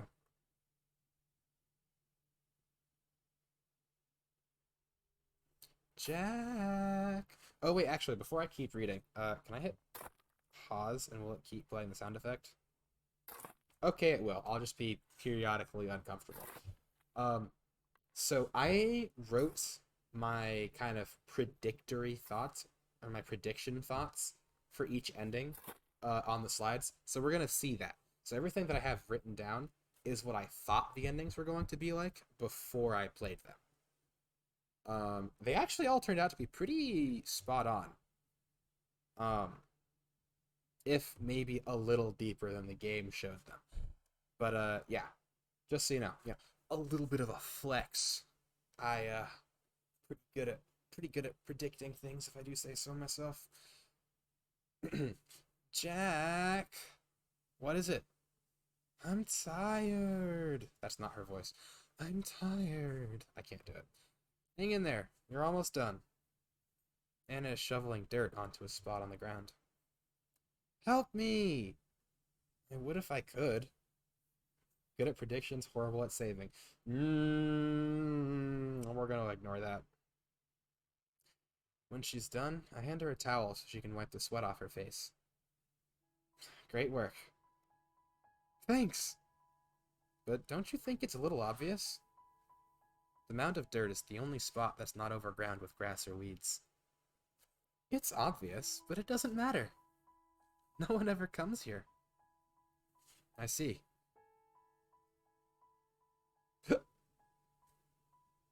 Anna is wheeling me away. She's humming as she walks. Hold on, let me adjust my chair a bit. My back feels... that's much better. Oh, I can't wait until I have my nice chair back. I love being home and not at school, but man, do I miss my better chair. Okay. We're on our way home. It's good to be back. Sorry I took so long. That's okay. Anna brings her head down next to mine. How long you took doesn't matter. You're here now. My love. She's cute. I want to tease her. Hey, you're taking me to the rehab place, aren't you? No way! I'm never letting you out of my sight ever again. What if I want to meet some cute girls there? If you do that, I'll bury them too. I'd expect nothing less. But keep in mind, I'm not going to let you baby me like you did that one whole month. What the hell was that about? Sorry, Jack. I couldn't help myself. You were so helpless and cute. Yeah, I sort of get it. Don't think I'm helpless now, though. Of course you're not. Just wait until I can walk again. Then you'll see. You'll help me walk again, right? Of course. I learned all about that. I've been very busy, you know. I know. Very busy. You've been busy all these years, haven't you? Yes. I tried to make myself into the perfect girl for you. Did I do well? You did well. I'm proud of you. Anna beams. You must be disappointed, though. All you get is me. That's not true. You're perfect the way you are. You can't not be perfect. That's what you showed me that night. You were like an angel of death. You were just... Anna sighs with pleasure. She's not looking at me. Her eyes are closed. Hurry up, Anna. It's cold out here. Yes! Don't worry. We'll be home in no time. I can't wait. Anna pushes my wheelchair forward. We're going into the life I chose for us. 2 wolves in a world of sheep. Don't like this ending? Yeah, I don't like this ending either. This is both my least favorite? Okay. Probably second least favorite, and definitely, well, honestly, also the second saddest ending that there is. Okay, I'm not gonna start dissecting the ending before we get into the slides, but just know, I have thoughts about each of the endings. I guess maybe except the 4th one. The 4th one is short, because it couldn't be long. But yeah. Keys. Give me the keys, Anna. How many endings are there? There are 4. So we're gonna do 3 here. Because we did, one on Saturday. I may as well just start this over. Yeah, 4 in total. Keys. Give me the keys, Anna. Are you sure? Yes. Anna looks at me very carefully. In the end, she hands me the keys to Grace's cuffs. I bend over into the side so I can unlock them. It's very awkward at first, but I soon get the hang of it, and Grace is free. She's lying down on the ground. I think she's asleep. I touch one of her wrists where the cuffs have dug into her skin. She breathes in sharply, but doesn't wake up. Her lips are cracked. She's very pale. Why did you do that? Why do you think? I asked you first. I place my blanket under Grace's head so it isn't touching the hard concrete. Is it a part of your plan? I wheel myself around to face Anna. My arms are already tired and weak. Jack? The scalpel is still in my lap. My plan, huh? My master plan. Yes. I guess this is part of it. Though my arms are heavy, I manage one quick swing.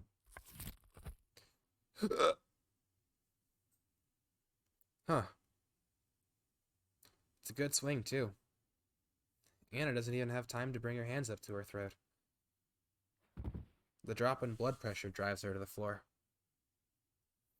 She stares at me for a while, mouthing words I can't understand. Less than a minute later, she stops. She's gone. Phew. I place a scalpel in her hand, then fold her fingers around it. Fingers crossed. Behind me, I hear Grace stirring from her sleep. I get to her so fast, I nearly run her over. Grace? Grace, are you awake? Can you hear me? Her eyes flutter open. She sees me and smiles.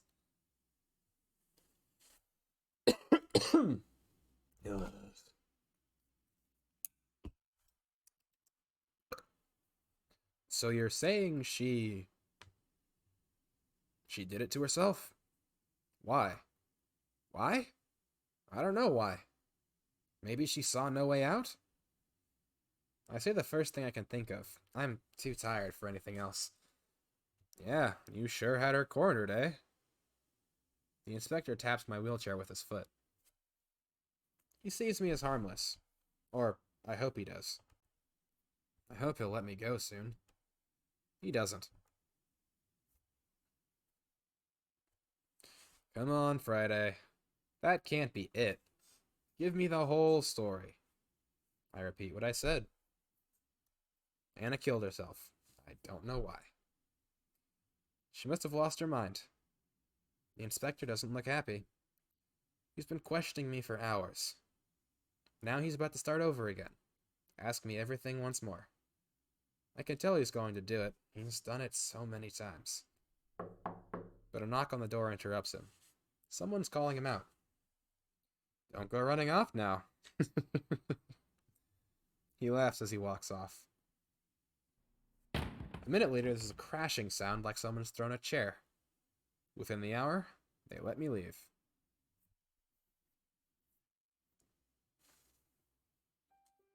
I'm visiting Grace in the hospital. She's being treated for fatigue and dehydration. Hey, you'll be out soon, right? What do you want to do when we get out of here? What's the first thing? She makes a happy sound. Oh, I thought about it a lot, but I don't know. I'd like to do anything, as long as it's with you, Jack. I squeeze her hand. I want us to go on a long walk somewhere. Grace looks down at my leg.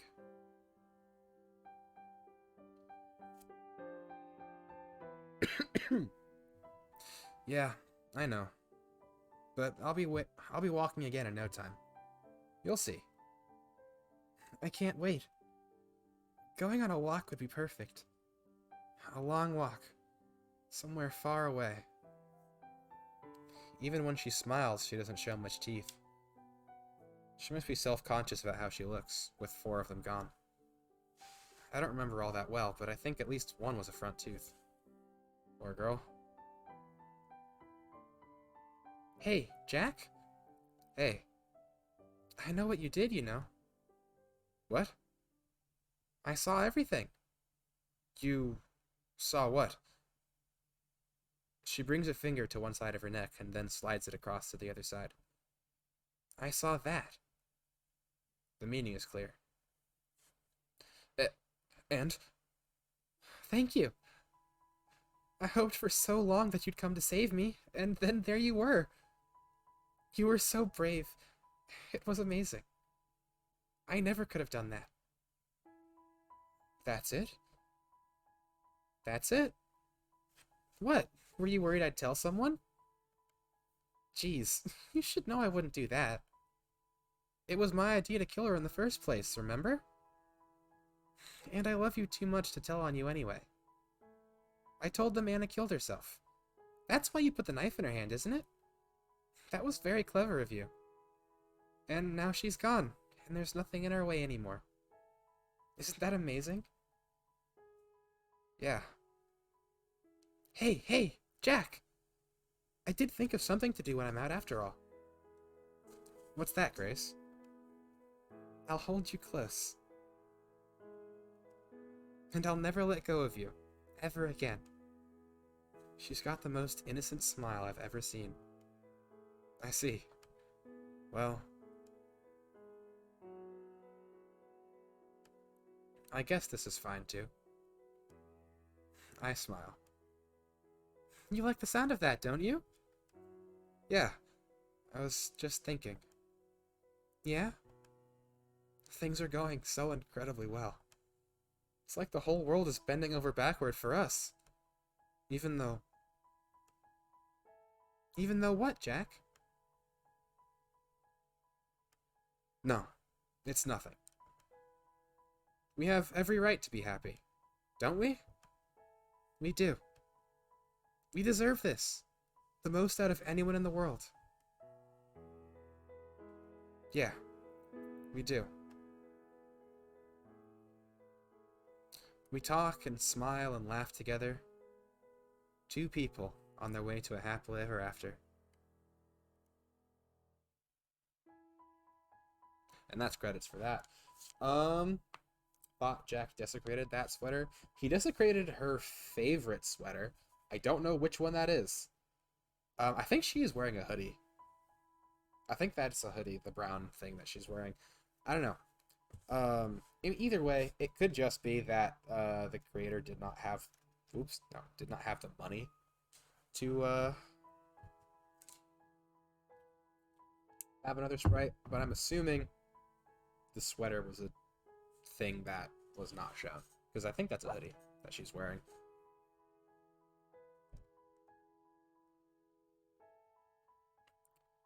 But yeah, I forget how short these credits are. Jeez.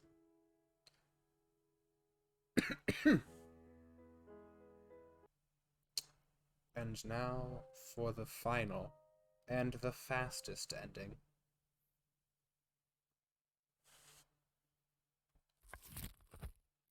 Every time I click that I hate it, I plant the knife. Grace's neck blossoms red. It's the third time I've seen this strange sort of fountain. I forgot how pretty it was. But the smell is still awful. Anna crouches down next to me again. You did well. Your shoes are wet. It doesn't matter. Now that you've come back to me, nothing else matters. I love you.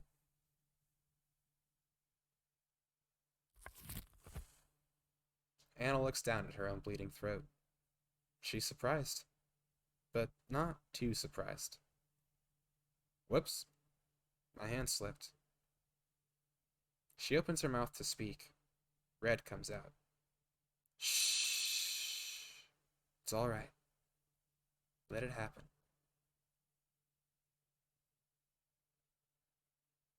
Anna reaches out to strangle me, to caress me, but her hands fall short. She grips the edge of my wheelchair instead, and when she falls back, she takes me with her. Ow! I'm lying on my back. My left leg, still in its cast, points up to the ceiling.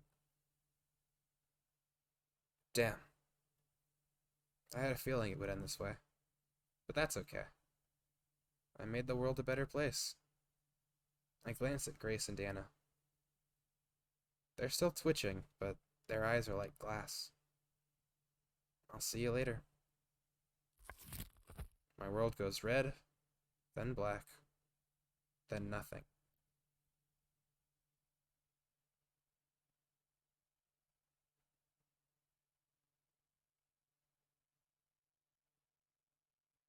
And that's this ending. Yeah, you'll see in a second, but pretty much every single one of my things was good. No, he did not fall on the scalpel.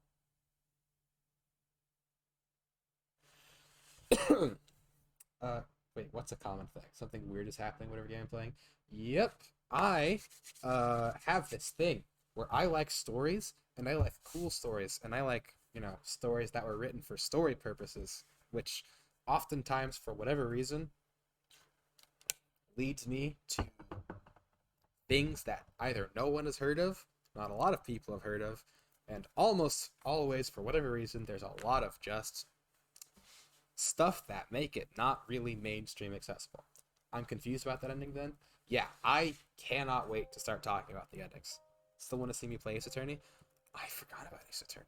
I can't believe that I forgot about Ace Attorney, because yeah, I can't believe I forgot about Ace Attorney. Wait. As a person who's barely been here, I rate this game a game out of game. It's a very good rating, LP. I agree with that rating.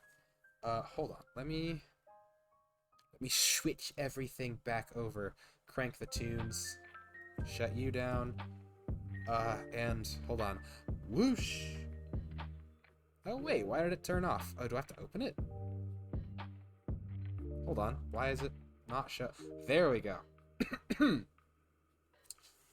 Honestly, love to see me play it because I'm so observant. I actually might. I have been. I'll talk about all of that after we go through this last section of my very much a PowerPoint presentation. Oh, it's off center. I hate that.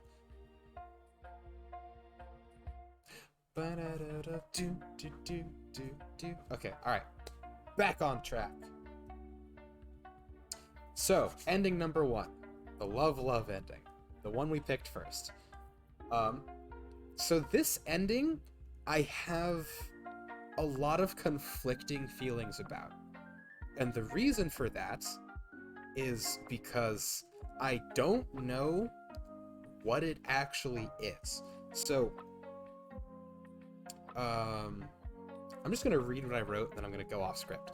So, due to the game's nature, the game being kill or love, I think this ending is something like a harem route, and the only proof I have of that is the line, "You're both the most important person to me," and the general kind of vibe. I could be wrong, and I hope I'm wrong, because it's either the best ending that I've ever seen, or it's incredibly weird and very unhealthy. You escaped class just for this to happen? Welcome to class, Shandel LP.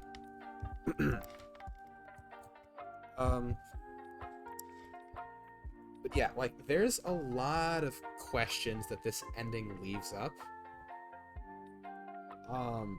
Like, I genuinely, like, literally, it does the same thing that happens at the end of Heat Hero, where, depending on a detail that you can interpret however you want, it is either perfect or the worst possible case scenario. And I think... So, I hope that how this ending actually is it is just, they've all gone through what they went through, and Jack's decision to accept his past and face it head on, which is the decision that I think he is the most likely to make this decision, but he is equally as likely to make the next decision. Endings 1 and 2 are the two that are the most likely. But yeah, like, ending 1 is just so confusing. It's yeah, like, how I want to interpret it, and how I want to interpret it is, he and Grace are still together, but he, Grace, and Anna are all kind of, they're all kind of connected by everything that happened. But, they managed to, if not forgive yet, resolve to move towards forgiveness. They have resolved to help each other heal. And that kind of is universal to all the interpretations of this ending, which do make it good. Which is just, that they have decided to not let everything that happened be the end of everything. No one has to kill anyone, but they can't leave each other alone either. Like, specifically, Jack and Anna are forever connected one way or the other. There is no ending where Jack and Anna have no connection. That is just kind of forever. Just by the nature of the fact that their relationship is what it is, Anna having been psychotically devoted to him for 15 years, and Jack having killed her family, and then just being so traumatized by that, that he had amnesia for 15 years. Just by the nature of that, they will never not be a part of each other's lives.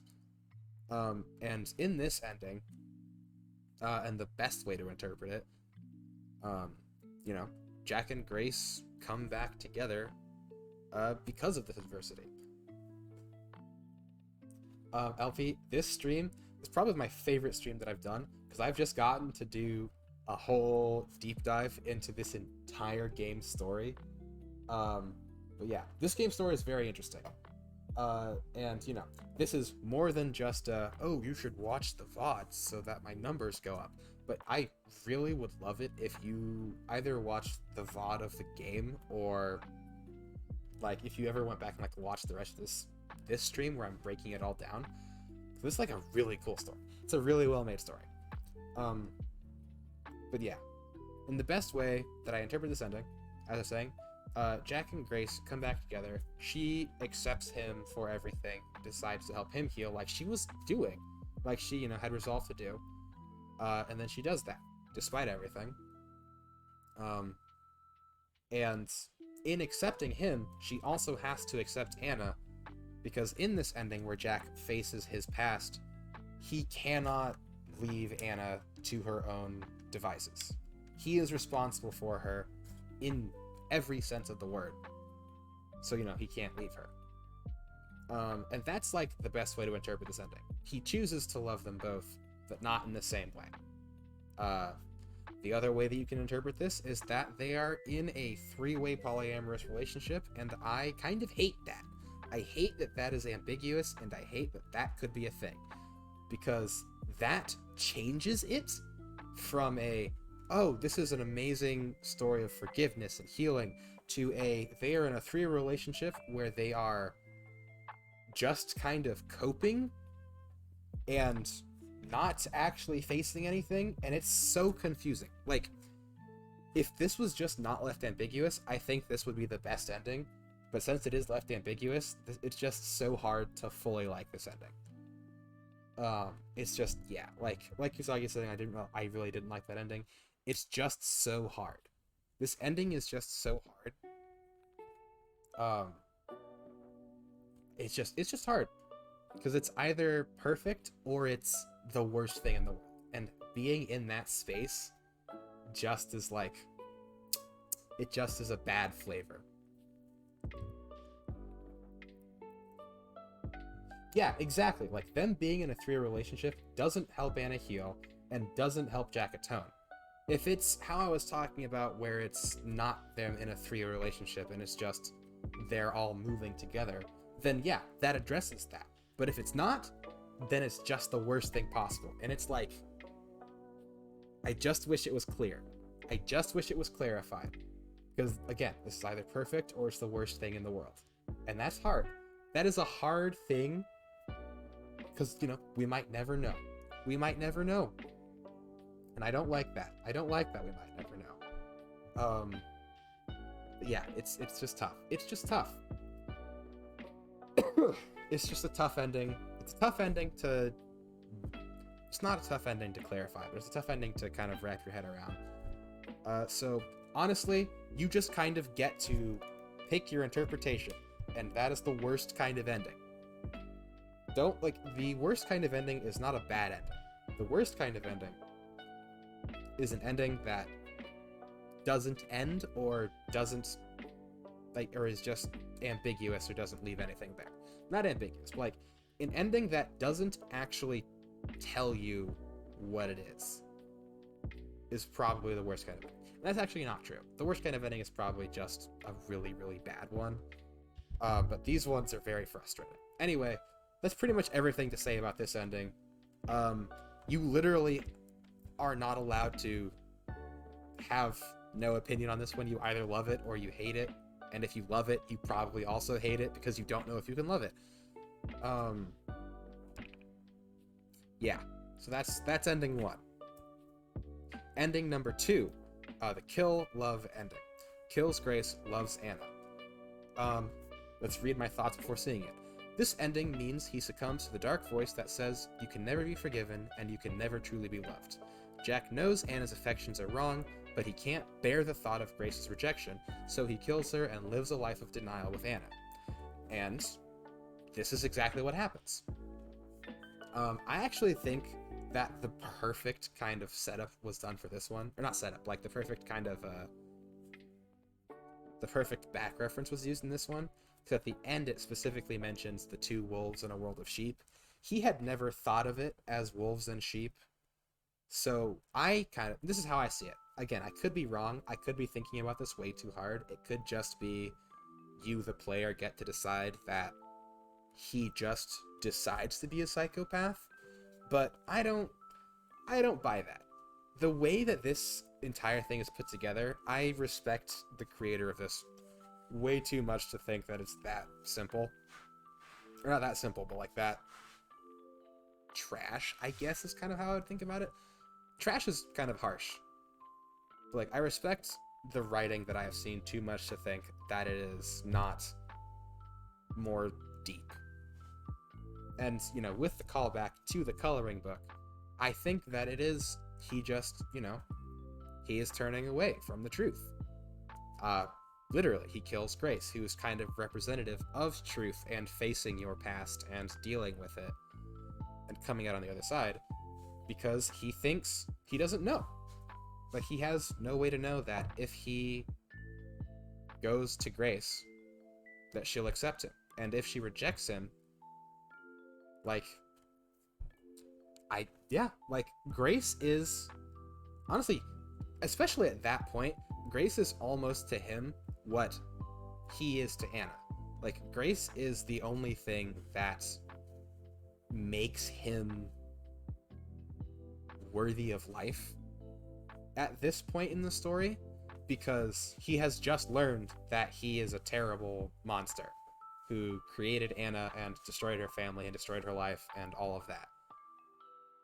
And, like, in that moment, he's having to decide if he takes the chance to face Grace, becomes vulnerable, you know, can he be forgiven? Can he be accepted? And if he can't be, then that means he is truly worthless. And rather than face that, in this ending, he kills her, forever removing the possibility of rejection, but also forever removing the possibility of true forgiveness, because by killing Grace, he just jumps into the delusion with Anna, and they both just feed off of each other in this dark space. Like, you know, the cycle doesn't stop. It just, they go on to probably destroy someone else's life. Because that's just the way that they're broken. They are broken together, and not in a good way. It's a really cool ending. Cool in, like, the well put together way. It's like a really sad ending. Like, it's a sad ending because it's written like, you know, they have their happily ever after, but when you really think about it, you know, it's kind of the worst case scenario. Second worst case scenario. Yeah, like, this ending is, I've pretty much said everything there's to say about it, I think. But yeah, like, it's just, that's just kind of how it is. He just decides to live in the lie in this ending. On to ending 3. Ending 3, which I suspect is Usagi's favorite.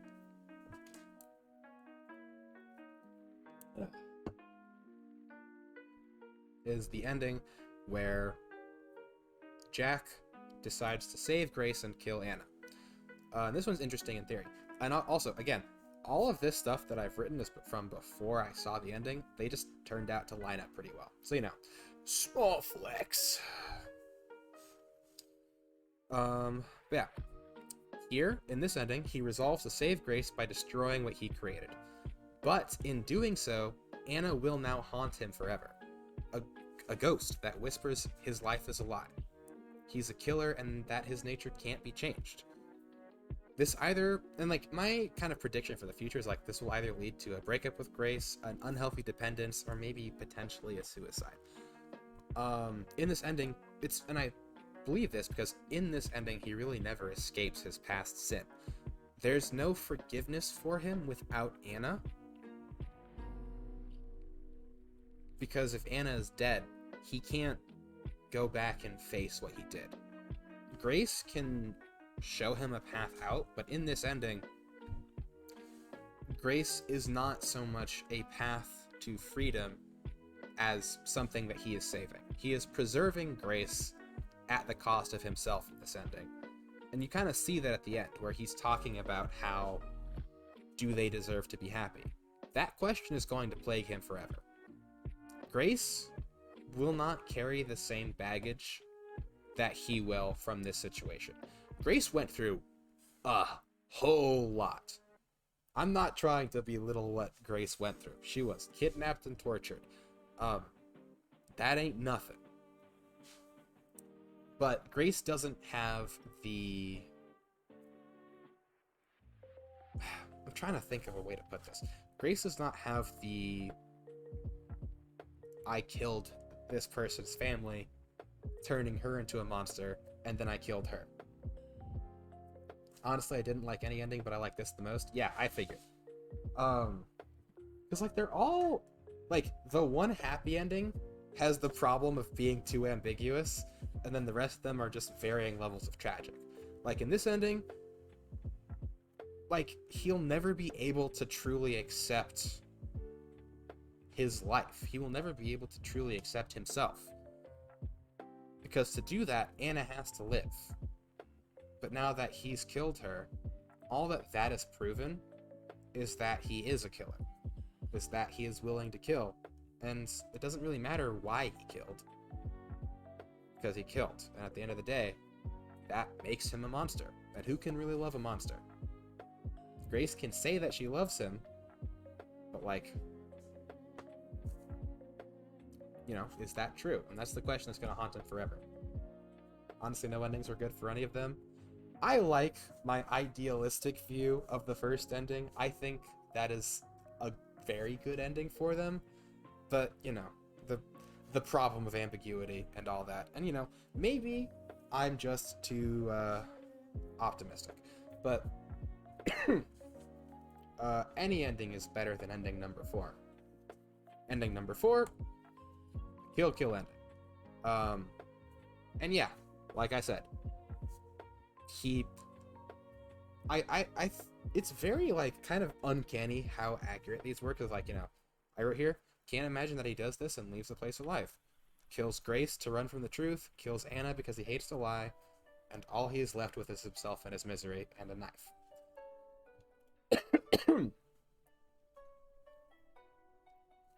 Also, yeah, LP, you missed the content warning, but lots of death and murder and suicide in this. Ugh.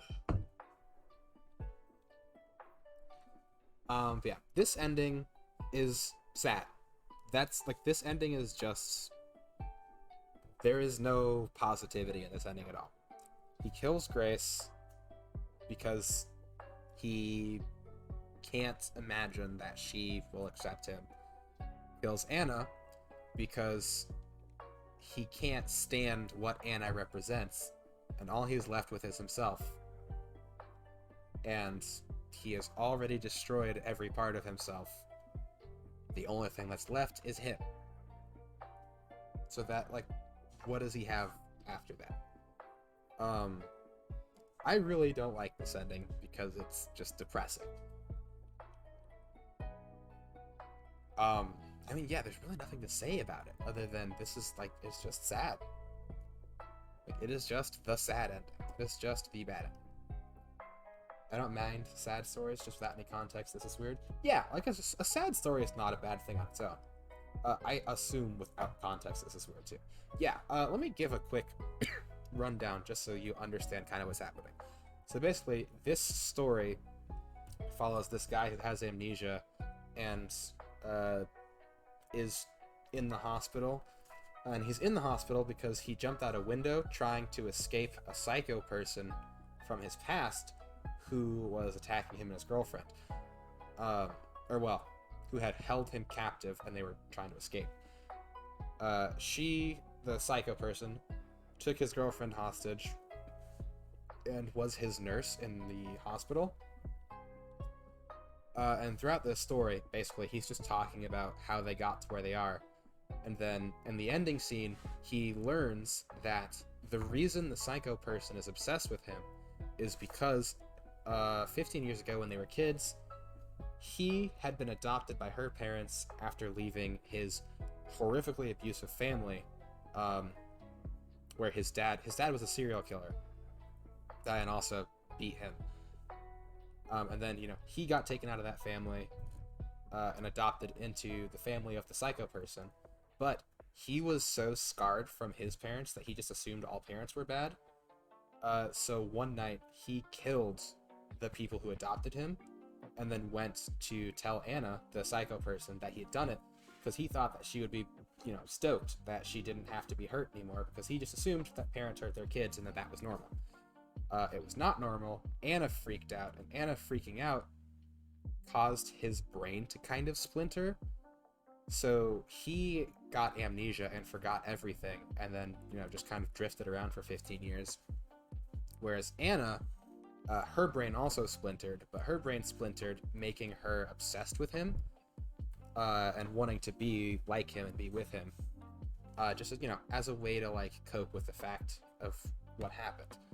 So that's why they were there, and then at the end, you get to decide if you kill any of them. If you kill his girlfriend Grace, who is just kind of the representative of all things good, or Anna, who is the representative of all things from his past that were bad. And each of these endings are just variations on that. You have 4 because there are 4 combinations of 2.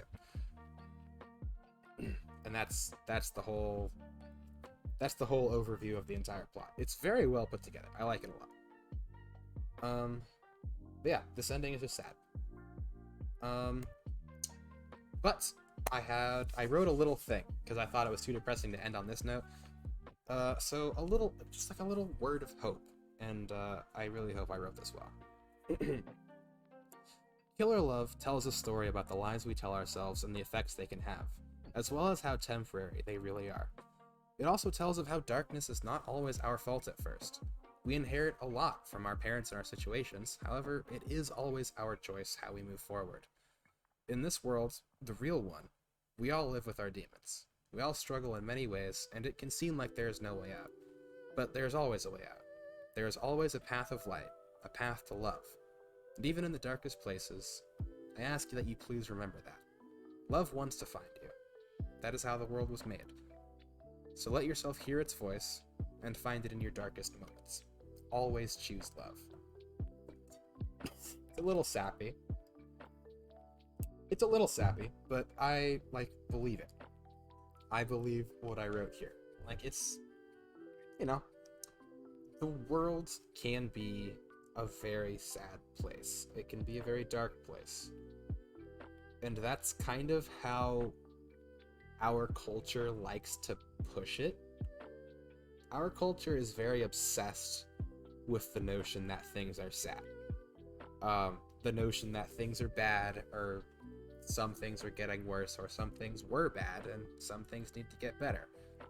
And that's kind of where our culture likes to sit, just in the stuff sucks category. But I think it's very important that we remember that stuff does not always suck. No sadness, only crowbars. Exactly. There are good things. I'm not saying there are only good things, because obviously there aren't. But, there's not only bad things either. We have crowbars. We have potatoes. What the huh? Oh, okay. Yeah, there's good things in the world. So, remember that next time it feels like there aren't. Because there is. And it might take some looking, but if you look, you will always be able to find the light. And yeah, that's kind of the whole presentation. I think, yeah, there are no slides. That's the whole thing. I hope you guys enjoyed my little PowerPoint presentation. I put a lot of work into it. Hold on, let me just... But yeah, I made this entire scene yesterday, and I'm super proud of it. I actually really like how it turned out.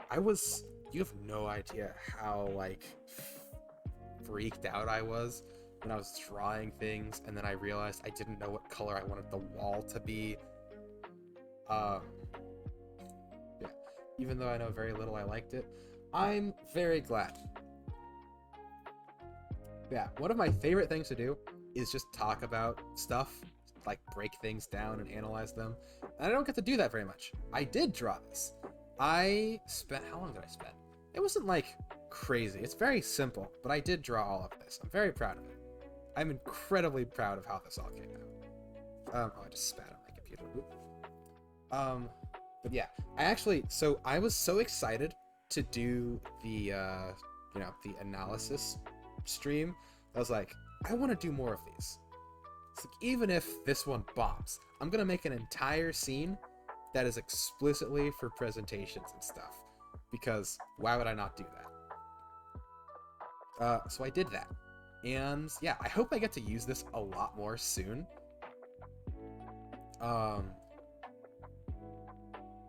Yeah. Yeah, I just really miss doing stuff like that. I know that oh, my mouth is glued shut. I can't fix that. If I touch anything, it'll break. But yeah, I'm super excited for like future stuff that I might be able to do with this. Especially since I just end up playing a ton of just end up playing so many visual novels. This is like, I could get more stuff out of visual novel stuff. That looks like a cool South Park set. I didn't think about that, but it actually does look like a South Park set. I'm gonna choose to take that as a compliment, like I know you meant it. I don't watch South Park. I don't actually really know much about South Park. I'm like, South Park looks nice. Like, I like it. I thank you for your compliment. I am not gonna overthink anything this time. Yeah, I know you meant it as a compliment. I'm dying.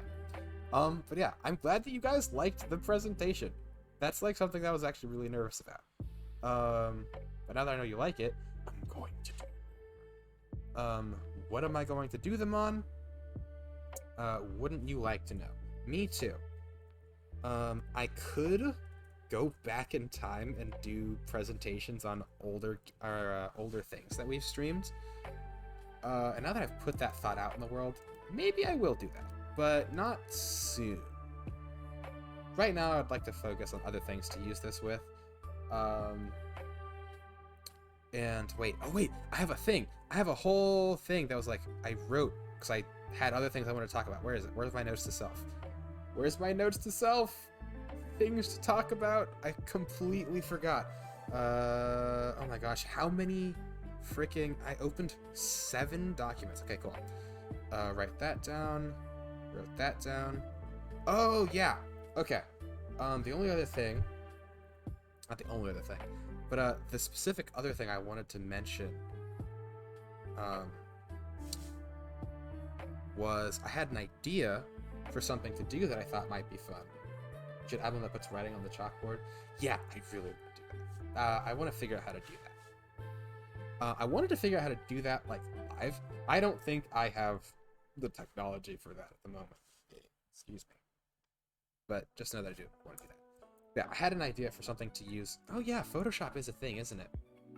And I have it, because you gave it to me. It's just sitting there. I haven't used it for a ton, because I'm terrified of trying to learn a new program, but I'm kind of on a learning new programs kick right now. So I'll probably just start working on that tomorrow. Yeah, the monologue challenge. That's the thing. So when did I have this thought? I think on Saturday I had this thought.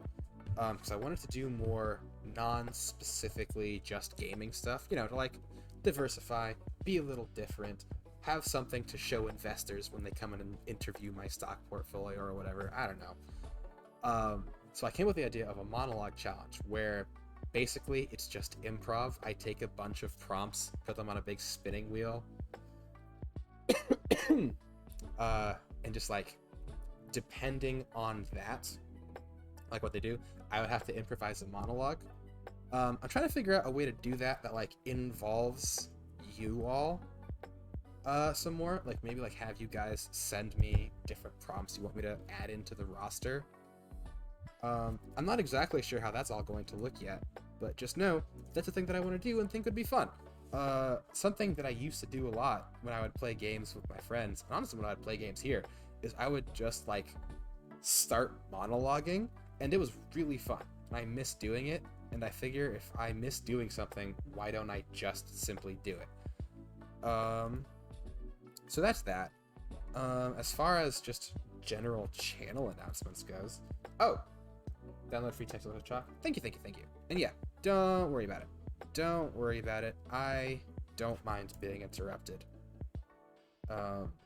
It just gives me more time to talk. What was my brain about to say? Yeah, as far as general channel announcements goes,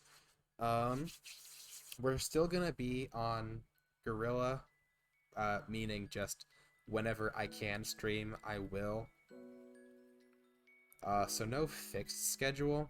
Gonna keep going through Bioshock, although I do want to throw another game in the mix, just like we're doing on the side. I don't want to start Ace Attorney or any like big series until I finish the Bioshock game we're playing. But you know, doing like one-off stuff or smaller things on the side, totally cool with me. I actually, right before I streamed on Saturday, I got a thing for another visual novel that is also written down as a psychological horror visual novel, because apparently I'm not allowed to get recommendations for anything that is not a psychological horror visual novel. And it looks very interesting, and I know nothing about it, and I kind of want to play it. What's it called? Let me pull it up real quick. I think it's called You, Me, and Her. Where is it? Where is it? Show me. Show me. Where are you? Did I scroll past it? Yeah, no, it's You, Me, and Her, a love story. It's overwhelmingly positive. It was also released in 2020. Oh yeah, I forgot Simulacra 3 was out. That's a thing that we could do. Hold on, how long is You, Me, and Her? Nope, shut up, don't start playing noise. Kindle is eventually just going to get trapped in a visual horror novel. Yeah, I'm not gonna lie, that is probably just the end result of my life. Like, how many... Let's take a quick peek. Let's just see... Can I see? I should be able to see, like, the things that I've done. Activity, right? Yeah. Ooh. What just... Oh, that's friend activity. Hold on. Can I show this? I want to see all I recently played. I should be able to show... Yeah, hold on. Let me just pop up... Let me just pop up what happened. Actually, what is my... Oh my gosh. Okay, yeah, this is so funny. This is so funny. Hold on, I'm gonna pop this up real quick. Let me just pop the screen down. This is really funny what all of my recently played games are. The only way to afford... Hey, you don't have to tell people that. I don't want people wasting money. Like, it's fine. You don't listen to her. Don't listen to her. Listen, it's fine. We don't have to play FNAF. It's so okay. Anyway, is it working? Is it showing? Why is it not showing? Oh, it's because it's not on. Is it showing? It's not. Why won't it show? I want to show you my recently played, because it's funny. Fine. Don't let me show my recently played. It's just a black screen. Whatever. Oh yeah, you can see that. Nope. Hey, hold on. I can't delete just that message. I don't feel like going back through the process of making it. It's fine. I'm just gonna read. Hey, everybody, look at me. I'm gonna read you what the last things I played were. There's Killer Love, which I played today. Middle-earth: Shadow of Mordor, and Cyberpunk 2077, which I both forgot that I played. That was like 2 days ago. I had some free time and played Middle-earth, and then while I was house-sitting, I played Cyberpunk because I wanted to see if my computer could run it. And then before that, we have 310A, which I was using to do... I was trying to make like a little movie thing. That's unfortunate, didn't work out. VTube Studio, because I was messing around with things. Bioshock Remastered, and Bioshock. Mad Father, which we finished in a night. Corpse Factory, and then Psycho no Sutoka is at the bottom of my recently played. It makes me so tragically upset that is that. I'm just really upset about that. Perfect. Oh, yeah, no, I don't have any perfectly done games. Yeah. Oh, it makes me sad? So, yeah, it does make me sad that Psycho is still on here. I'm not gonna play Psycho. Why would I play Psycho? Listen. It's okay. We can find a new game that I am terrified of and hate. We don't have to play more Psycho. At this point, every time I play Psycho, it's just stop playing noise. Every time I play Psycho, it's just upsetting. Granny? Hold on. Hold on. You know what I'm gonna do? And I'm gonna throw this on the projector screen, just so that you know. And also can see. Because it's more interesting if you can see it. Hold on. Going to just throw that down.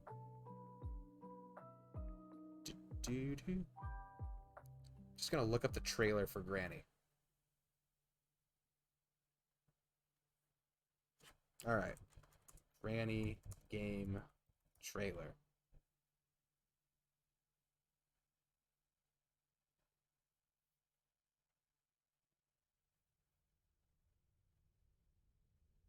Crank the volume up a bit.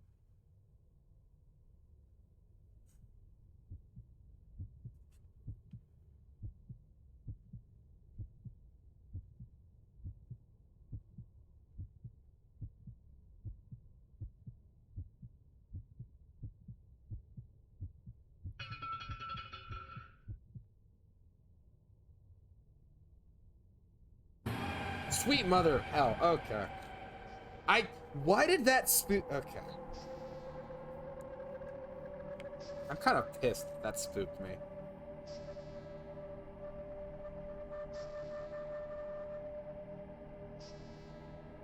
I cannot explain in words how little fun this looks like it would be for me to play.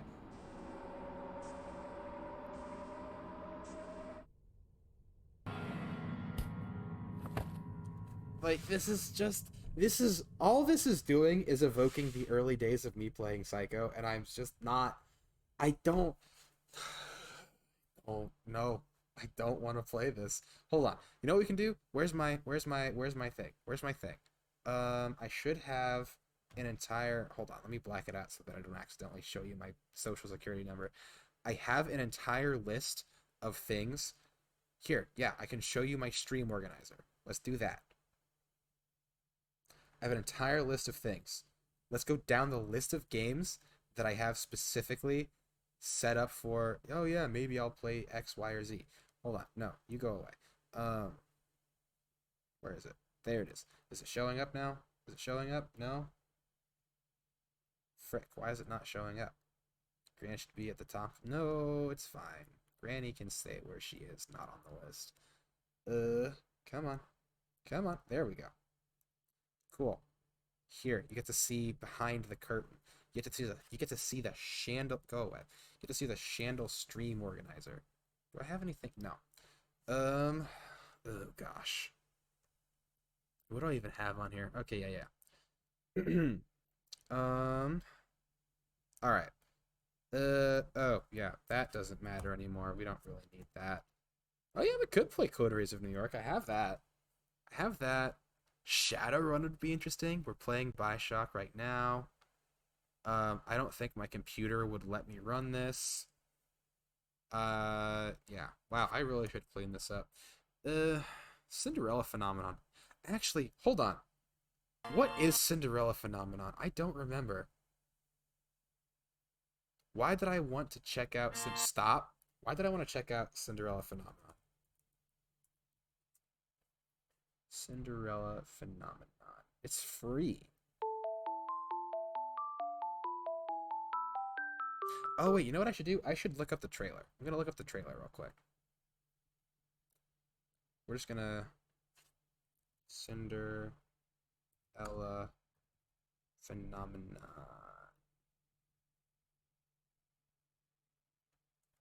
What is this? Wait, let me turn the volume up a bit so you can actually hear it. It's an Otome game, which I think is why I wanted to check it out. Because I was curious about those. I mean, it's another visual novel, but this one's about hot men. I think.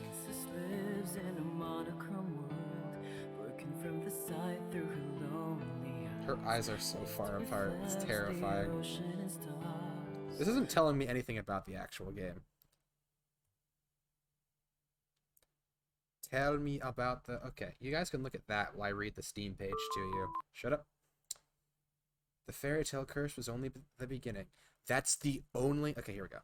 4 years. Hold on. Gotta get my narrator voice going.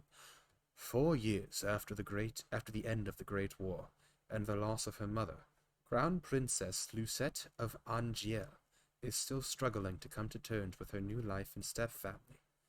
Cold-hearted and bitter, Lucette's life is once again turned upside down by the fairy tale curse. She is thrown into a battle to regain her crown in a fractured kingdom, where nothing is as it seems. Huh, that actually seems interesting. And overwhelmingly positive. Not very well known. Only 3,000 reviews. It was released in 2017. And it's free. Maybe we'll play this instead of whatever you're talking about, which I'm specifically not looking. Hmm. Do do do do do do do do. This one's interesting. I kind of like that. Okay, what else do we have on the old docket? Divinity 2 won't work. Not due process. Ooh, what if we what if we played an RPG? When was the last time I played an RPG? I don't think I played an RPG since I played Fallout. I think that's what we should do. We could play Oblivion, Skyrim. We could play Enderal. I kind of really want to play Enderal. I think playing Enderal would be a lot more fun than whatever you're telling me to do. I'm not reading chat, so you can stop. You can stop trying to vote. Um, Fallout for the King is fun. The Forest, my computer would not run the Forest. Nope, not Friday the 13th. Ghostwire Tokyo would not run on my computer, but that would be fun. Of Grim Dawn. Hard space. There are so many things that we could do. Excuse me.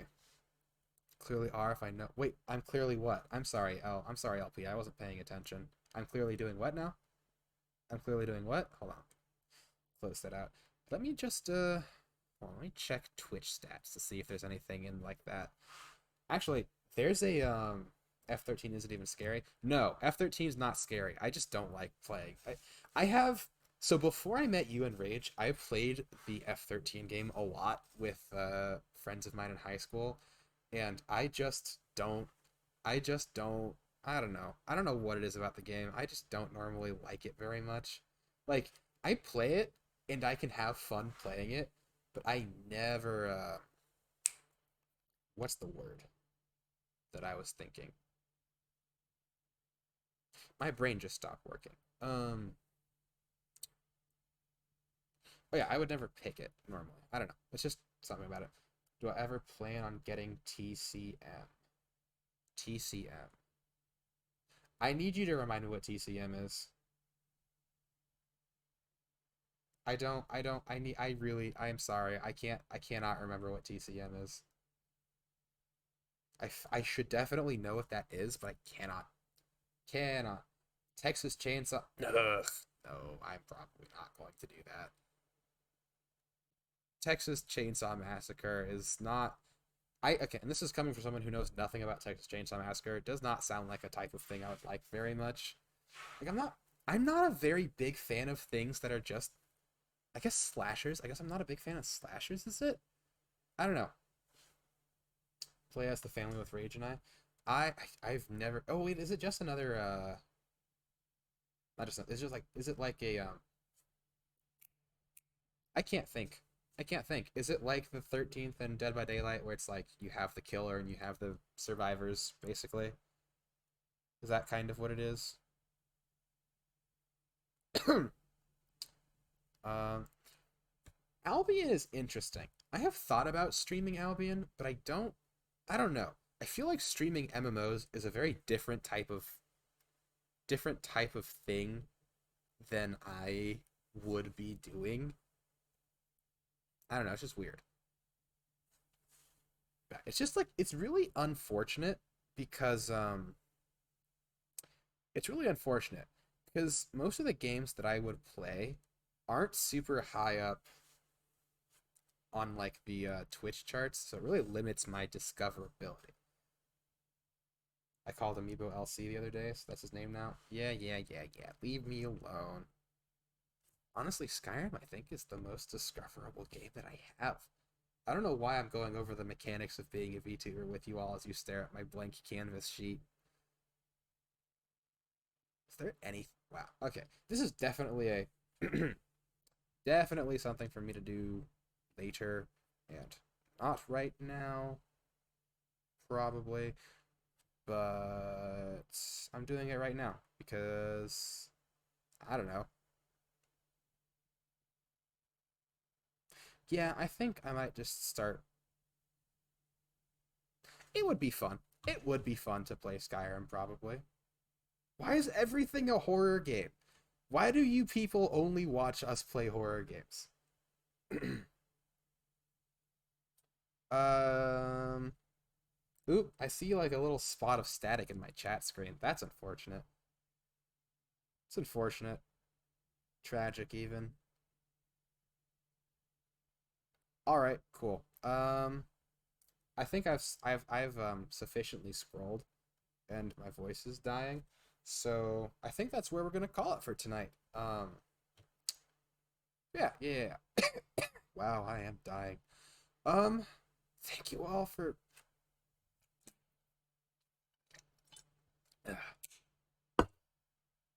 Play three houses. You got three more rounds to play plus DLC. That's true. But I don't know if three houses.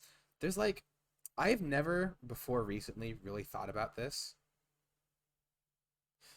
Usagi, did you delete LP's message about playing three houses? That's so rude. It's so rude. I'd watch a Skyrim too. That's great, LP. I'm glad that you'd watch a Skyrim because LP didn't say that.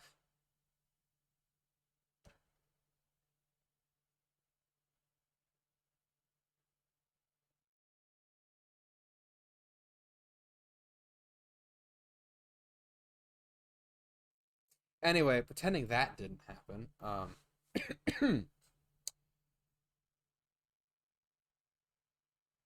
What was I saying? I don't remember what I was saying before my brain absolutely just collapsed.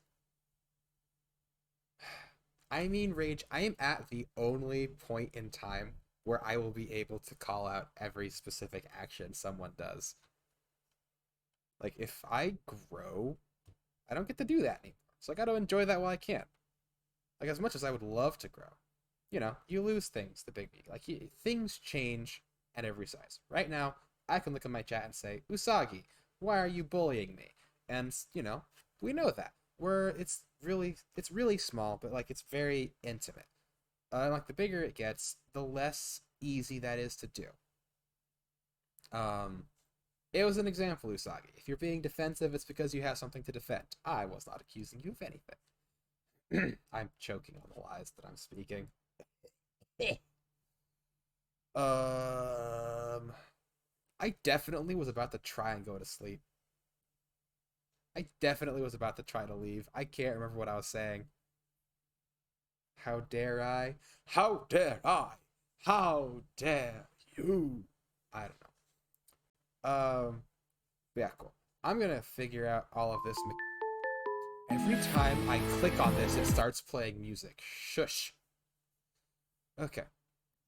I am going to either go to sleep or try to figure out stuff regarding the future of my channel after I play BioShock and things that I will do on the weekends. Um, so yeah, I look forward to that. I'm trying to do some new things, some things that I haven't done before. Kind of spice it up. Like I want to branch out. Simulacra 3. Simulacra 3 just to see. I forgot it actually came out. Simulacra had a PlayStation 4 port? Really? That sounds that sounds terrifying. Well, not terrifying. It sounds weird. Dang, there really are 179 reviews for Simulacra 3. That's rough.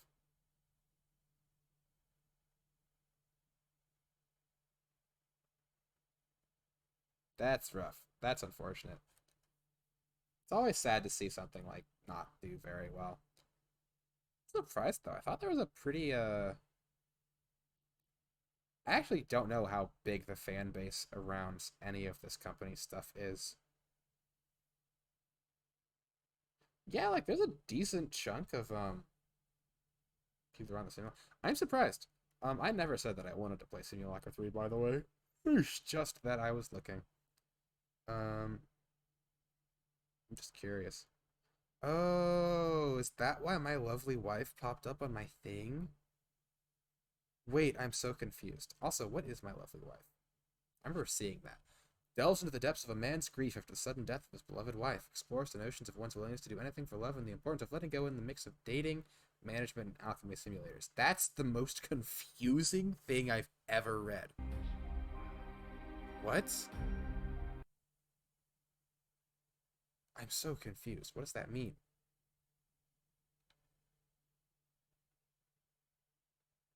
Hmm.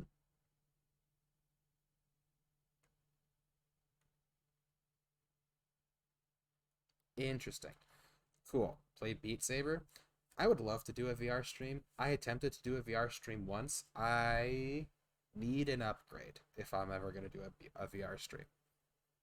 I would absolutely do a Beat Saber stream though. My lovely wife is very interesting, but don't know if it's a streaming game. Out of all the things it might be, I don't know if it's a game that I'm going to be streaming. Such a strange thing. Um, One thing I would really love to do is make my own video game because I think that'd be neat. So many ideas, but that's hard and requires a lot of things that I don't have. Like money, first and foremost. Actually, I could probably get up to the thing. Yeah, I should play a game with crowbars in it. It's funny that you say that because I just clicked on one that did have crowbars in it. Wasn't I trying to end the? Oh wait, I could play. Oh hey guys. There's another there's another visual.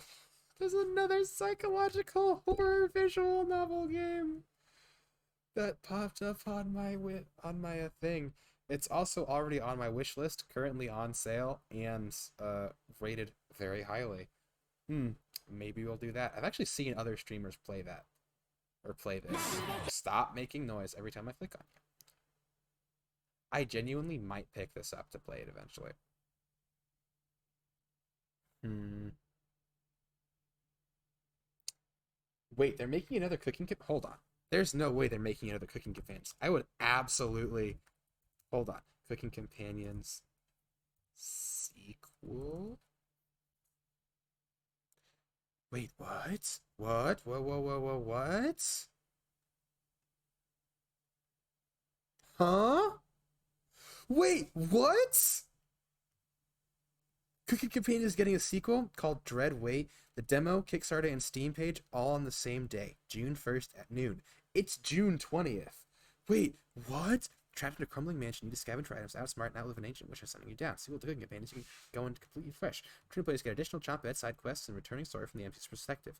New inventory system allows you to set traps for her, discover alternate routes to escape threats. Death not the end. And encounters with ghosts are rewarded in Dread Wait. Surviving them gives you additional story and background of the characters while giving the game continues while the game story continues to progress. No frustrating dead ends or game over screens to deal with. Listen to your feedback. No boss fights, skippable credits, and more romance. The Dread Wait demo has 4 endings and 4 different encounters. Can't... No way! No way! I didn't know! I didn't know! I didn't know! Thank you so much for telling me about this. I completely yeah, it's both surprising and not that surprising that my brain wasn't aware of this, or I wasn't aware of this because like um I like a lot of things and I have so many things that just kind of like cycle through my head. That sometimes I don't think about things for a long time and then I'll come back to it after like an eternity and a half. There should be a demo.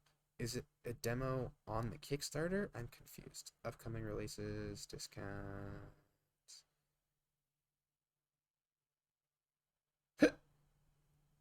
excuse me. I know. Okay, they said the Kickstarter was out. I guess I'll just pull up the Kickstarter. I'm just gonna pull up the Kickstarter. Hold on. Like I'm not going anywhere. Kickstarter sorry, Kickstarter Dread Wait. My bad. How do I spell wait? There we go. Dang, they're doing numbers. After starting their fundraiser at the beginning of the month, Dreadweight managed to exceed their goal well before the deadline of July 1st. At the time of writing, the Kickstarter currently sits at approximately 22,200 of their initial 20,000 goal. Can I find the thing? There we go. Oh wait, I can probably show this to you all. Hold on, let me do that, actually. Let me be a good entertainer. Yes, Usagi, you get an A+++. You get 3 pluses. Why are you being like this, machine? Thank you. Behold, the Kickstarter for Dreadweight. Dreadweight, a cute psychological horror visual novel. Is that just Is that just what I do now? Do I just occasionally play things that aren't psychological horror visual novels? I think that is what this is, but it's fine. Merging real-world history with European folklore, Dreadweight is a game with adorable characters and unforgettable nightmares. Oh, they have a video.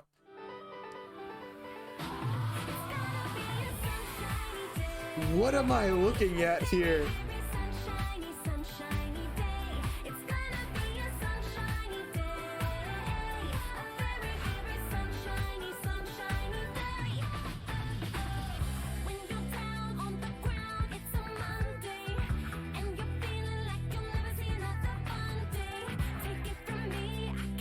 What is this song?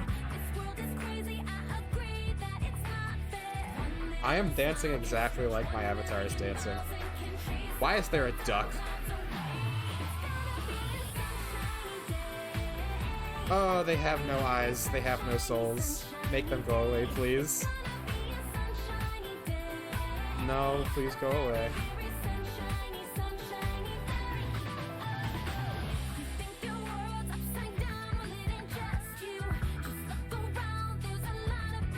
Ain't no way they come back.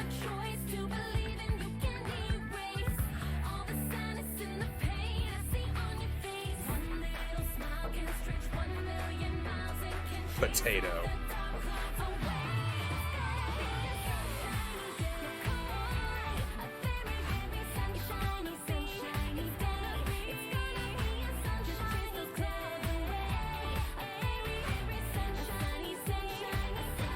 It's gonna be a sunshiny day. Gonna be a sunshiny, sunshiny day. It's gonna be a sunshiny day. Sunshine, sunshiny day. Oh, I would never play the Dream Daddy trailer on Steam. Didn't hear it from me, but it won't be a sunshiny day. No kidding. No kidding. It's almost like I know who these people are. I didn't know. I didn't know they were releasing a new game. Hold on. How much, what do I get if I back this project? Do I get the game early? 1 digital copy of Dreadweight on Steam, Eternal Gratitude, and campaign updates. Steam key for cooking companions, and I have that already. My name featured in the credits. That'd be fun. It's only $30. I would pay them more money. It's probably not about cannibalism. Digital version of the hardcover art book. They have an art book? Oh no. Oh no, they have an art book. Oh no. For those of you who haven't seen me do this before, anytime I see an art book, I kind of just have this little subroutine that makes me want to buy it. Copy on the screen, credits, digital version of the book, printed artwork from the game, or a special mug. Ooh. Okay. Do I get a hardcover book with any of these? I just kind of want the book. I kind of just want the book. Usagi, I kid you not, right now, there was a Kickstarter I backed in like February, and I'm still waiting to get the books from that. And then there's one that I backed in what was it? sometime in the spring, and I'm waiting on both of those. And I'm so excited. I also have one, two, I think three upstairs. I have two that is full of just art. I have one um I have one that's a coloring book, which I love to death. I haven't finished it, but I love it to death. I have one that's like a drawing guide that I never use because I never think to draw. I have a lot of art stuff, despite being someone who is not very good at art. I'm someone who wants to get better at art, and I like spending money on art. You're always my favorite person, Usagi. You get a gold sticker. You get a gold star. I really should have props for this classroom scene. Anyway, back to what I was looking for. Do we get a book? I just want the book. I just want the book. I don't want a digital version of the book. Okay.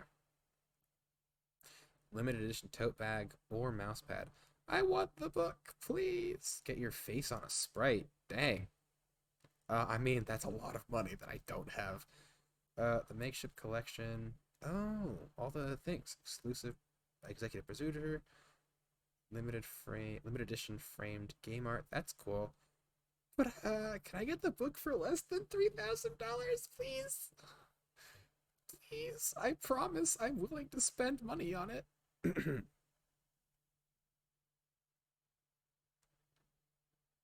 Wait, are these different? Oh no, these are no longer available. Disciple of Duck. Please, I just want the book. I just want the physical book. Oh, well, we'll figure that out later. Dang it. That's that's heartbreaking, adjacent, if I can't get the book for less than $3,000.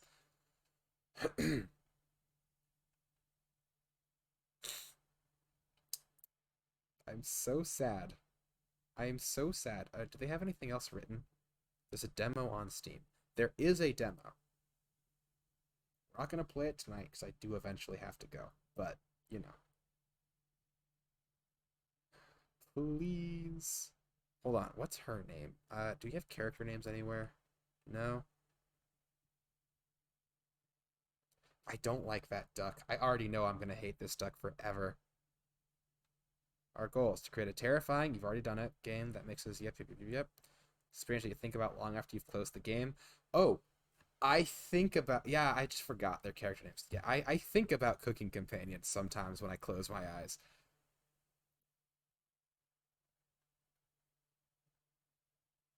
Hmm. Were there boss fights in cooking companions? Oh, yeah, the one with Karen. I honestly I didn't even think about that. Not having that's probably a good thing. It wasn't set up the best. But like, what? Hold on. No. No, no, no, no, no, no, no, no, no, no, no, no, no, no, no. Please no. Please tell me I'm mistaken. Wait, LP, were you there for the entire Cooking Companion stream? If you were you there when I actually had a breakdown and I had to turn the lights back on? Yeah, mistakes were made with the Cooking Companion stream. There was a lot of screaming. There's a whole actually that's the only stream that I have a highlight reel for, and that is on the Shandle VTuber YouTube channel. Shameless plug. Moving on. Yeah. Set during real world history. Learn about the time period and real world locations the game takes place in. Fun introduction to European folklore. Dreadweight is tied to existing content that spans over 250 years. It's very cool. Usagi, you have overestimated me. I do not have a YouTube command. That's actually a very good point. Hold on. Let me do that really quick. I'm gonna do that. Hold on. I'm gonna make sure that you can't see me push buttons because I don't know if my social security number shows up in that. It's not that I'm worried about you all. What's it called? Um, Stream elements. There we go. I'm worried about someone else seeing that and being like, "Ooh, he left his social security number exposed," and that would be really unfortunate for me. And everyone else. But like, it would just be yes, authorized connection. It would just be really sad if someone found my social security number because I foolishly assumed that no one would ever see this thing again. Eeny, meeny, miny, bot. Commands. Custom. Oh, all of these are still here, except I just don't have any new ones. Do, do, do, do, do, do, do. I love that everybody knows I have 7 of these. Hold on. Dang it. I'm so bad at this, I've genuinely forgotten what the link to my own YouTube channel was. I am ashamed. I am simply not good at being a multi-platform content creator. But that's okay, because I can get better. Anyway, copy, paste.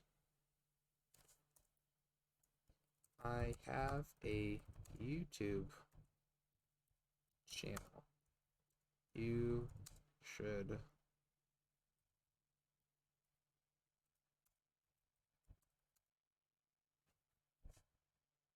cool. That's done.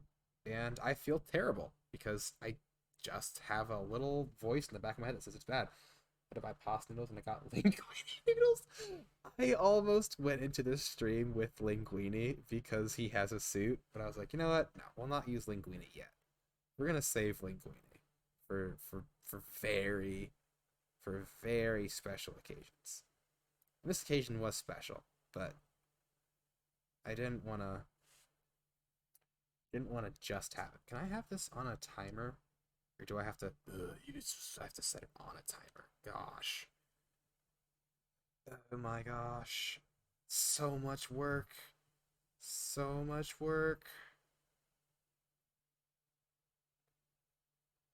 Gosh. I can't believe I have to actually do work. I'm going to hold on. Hold on. I'm gonna set your interval off just a little bit. Gotta find a fedora.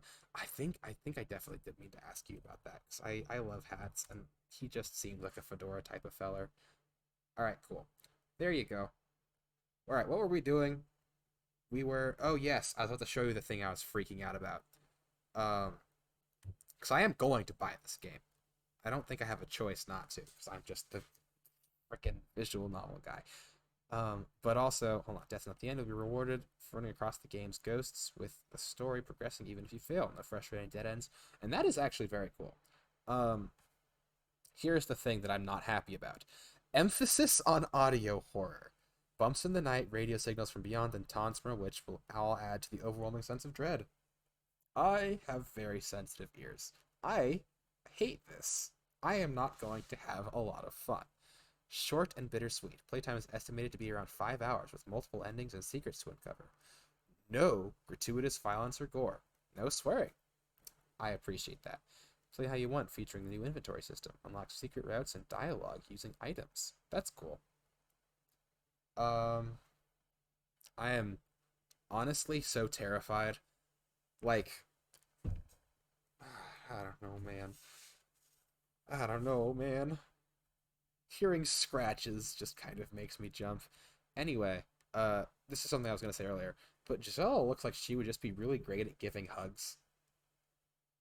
Like, I know, and I have to say this now, because I know that as soon as this game hits the internet, people are gonna play it for 3 weeks, and everyone's gonna be like, "Oh, I want her to crush me between her thighs or whatever." No, that's not how we operate here. Here, we're wholesome. Here, we appreciate people for more than that. I think she would be very good at giving hugs. I mean, also, she could snap you in half, but, like, that's not important. I would love to voice in a game. I had the option to once. I just didn't make it. It was sad. Dimitri, are you thirsty? Yeah, hold on. I just wanna see. I just wanna see if you're gonna give the book out. Please, I'm begging you. Please. I I genuinely do not care. Like, how much money do I have to give you to just get the book? I just want the book. And I don't have $3,000. Please. I am actually going to tweet. I am actually going to tweet at them being like, hey, how much money would I have to give you for exclusively just the book? I will back your Kickstarter and also send you money for the book. Please. It's all I want out of this. I just want the book. Honestly, you know what? You know what? I'm gonna do it now. I'm gonna do it right now. I'm going to tweet at Dear Dream Studios. What does a guy have to do to get a hard copy of the book? To get just a hard copy of the book. All right, that's what we're gonna do. At Dear Dream. Hold on. At Dear Dream Studio. What does a guy gotta do to get his hands on just a copy of that sweet looking hardcover art book?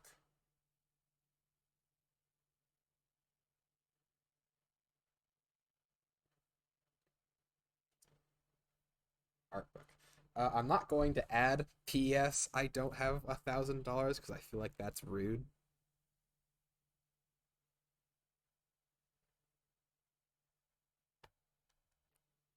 Okay, I think this tweet is appropriately irresponsible, and I've already hit send. I can't take it back. Oh my gosh. Oh my gosh. I can't do it. Oh gosh. I can't believe I did that. Well, it's done. Can't worry about it anymore. It's done. Yeah, I don't have to think about it. I'm just gonna not think about it. Anyway, I'm definitely going to spend something on them. Do I send $60? No, we'll figure that out later. I don't need two copies of the game. Ooh, t-shirts. That's fun. Why am I I'm just making poor financial decisions on stream at this point. My brother's probably watching this and he's going to yell at me saying I don't have money to spend. And I will counter with I technically do. I technically do. Um, it's been 2 months since I've tended to this. Wow. Okay. I do need to deal with that, but that's for not right now. Okay, cool. um, where did this start? I was thinking about the next thing to stream that was like a one-off. The one-offs seem to do the best. Um, oh yeah, hold on. Let me just open this real quick. Um, Honestly, I think I should just designate Saturday as the visual novel day and just make it official. Just be done with it. I think I didn't do that at one point. I was like, oh, because I'll do other things. I can do other things, but like realistically, I'm gonna end up playing another visual novel.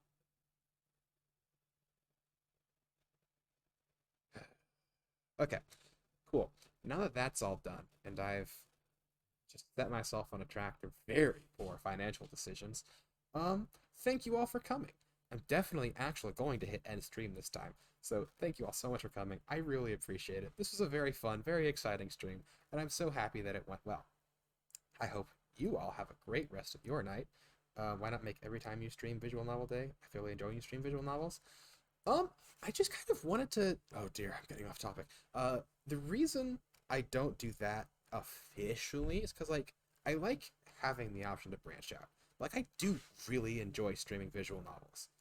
I think kind of what the issue right now is just like Corpse Factory took so long, and I was really wanting to get back into RPG Maker. It was yeah, it's it's just brain stopped, brain stopped. Come back. Okay, okay, okay. I'm back. I'm back. I'm back. I think. Am I back? Yes, I'm back. Answer your question. Just because occasionally I'll not want to do that, and I'll feel more pressure to only do visual novels if I say every day is visual novel day. But I also really like streaming visual novels. So the duality of man. But yeah, my avatar is broken, which is a great note to end on. Okay. Uh turn it off. Turn it off, Shane. Don't go to bed. Alright. Have a great rest of your night. I really hope I'll see you all the next time. Does Mario the Music Box count as one? Oh dear. Okay, never mind. I'm not leaving yet. Hold on. We're gonna look up Mario in the Music Box just so I can get a taste for it. Just so that I can get a feel for what I'm thinking about. Freaking, come on, Amiibo. You got me stuck here. Mario and the Music Box. Okay, I'll eventually go to sleep. I'll eventually leave.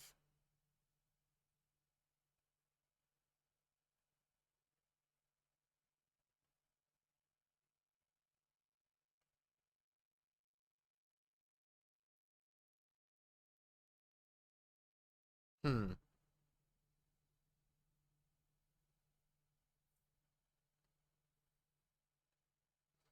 This is definitely a game that I am going to have to vet. Gonna have to vet this one first, but it's not a no. It's not a no. It's just I want to investigate this first. I'm gonna investigate this. I'm gonna write it down. Actually, here I'll write it down right now. In where's the note to self? Where is it? Where is it? Where is it? Yeah, there it is. Okay, cool. Notes to self. Brain stopped.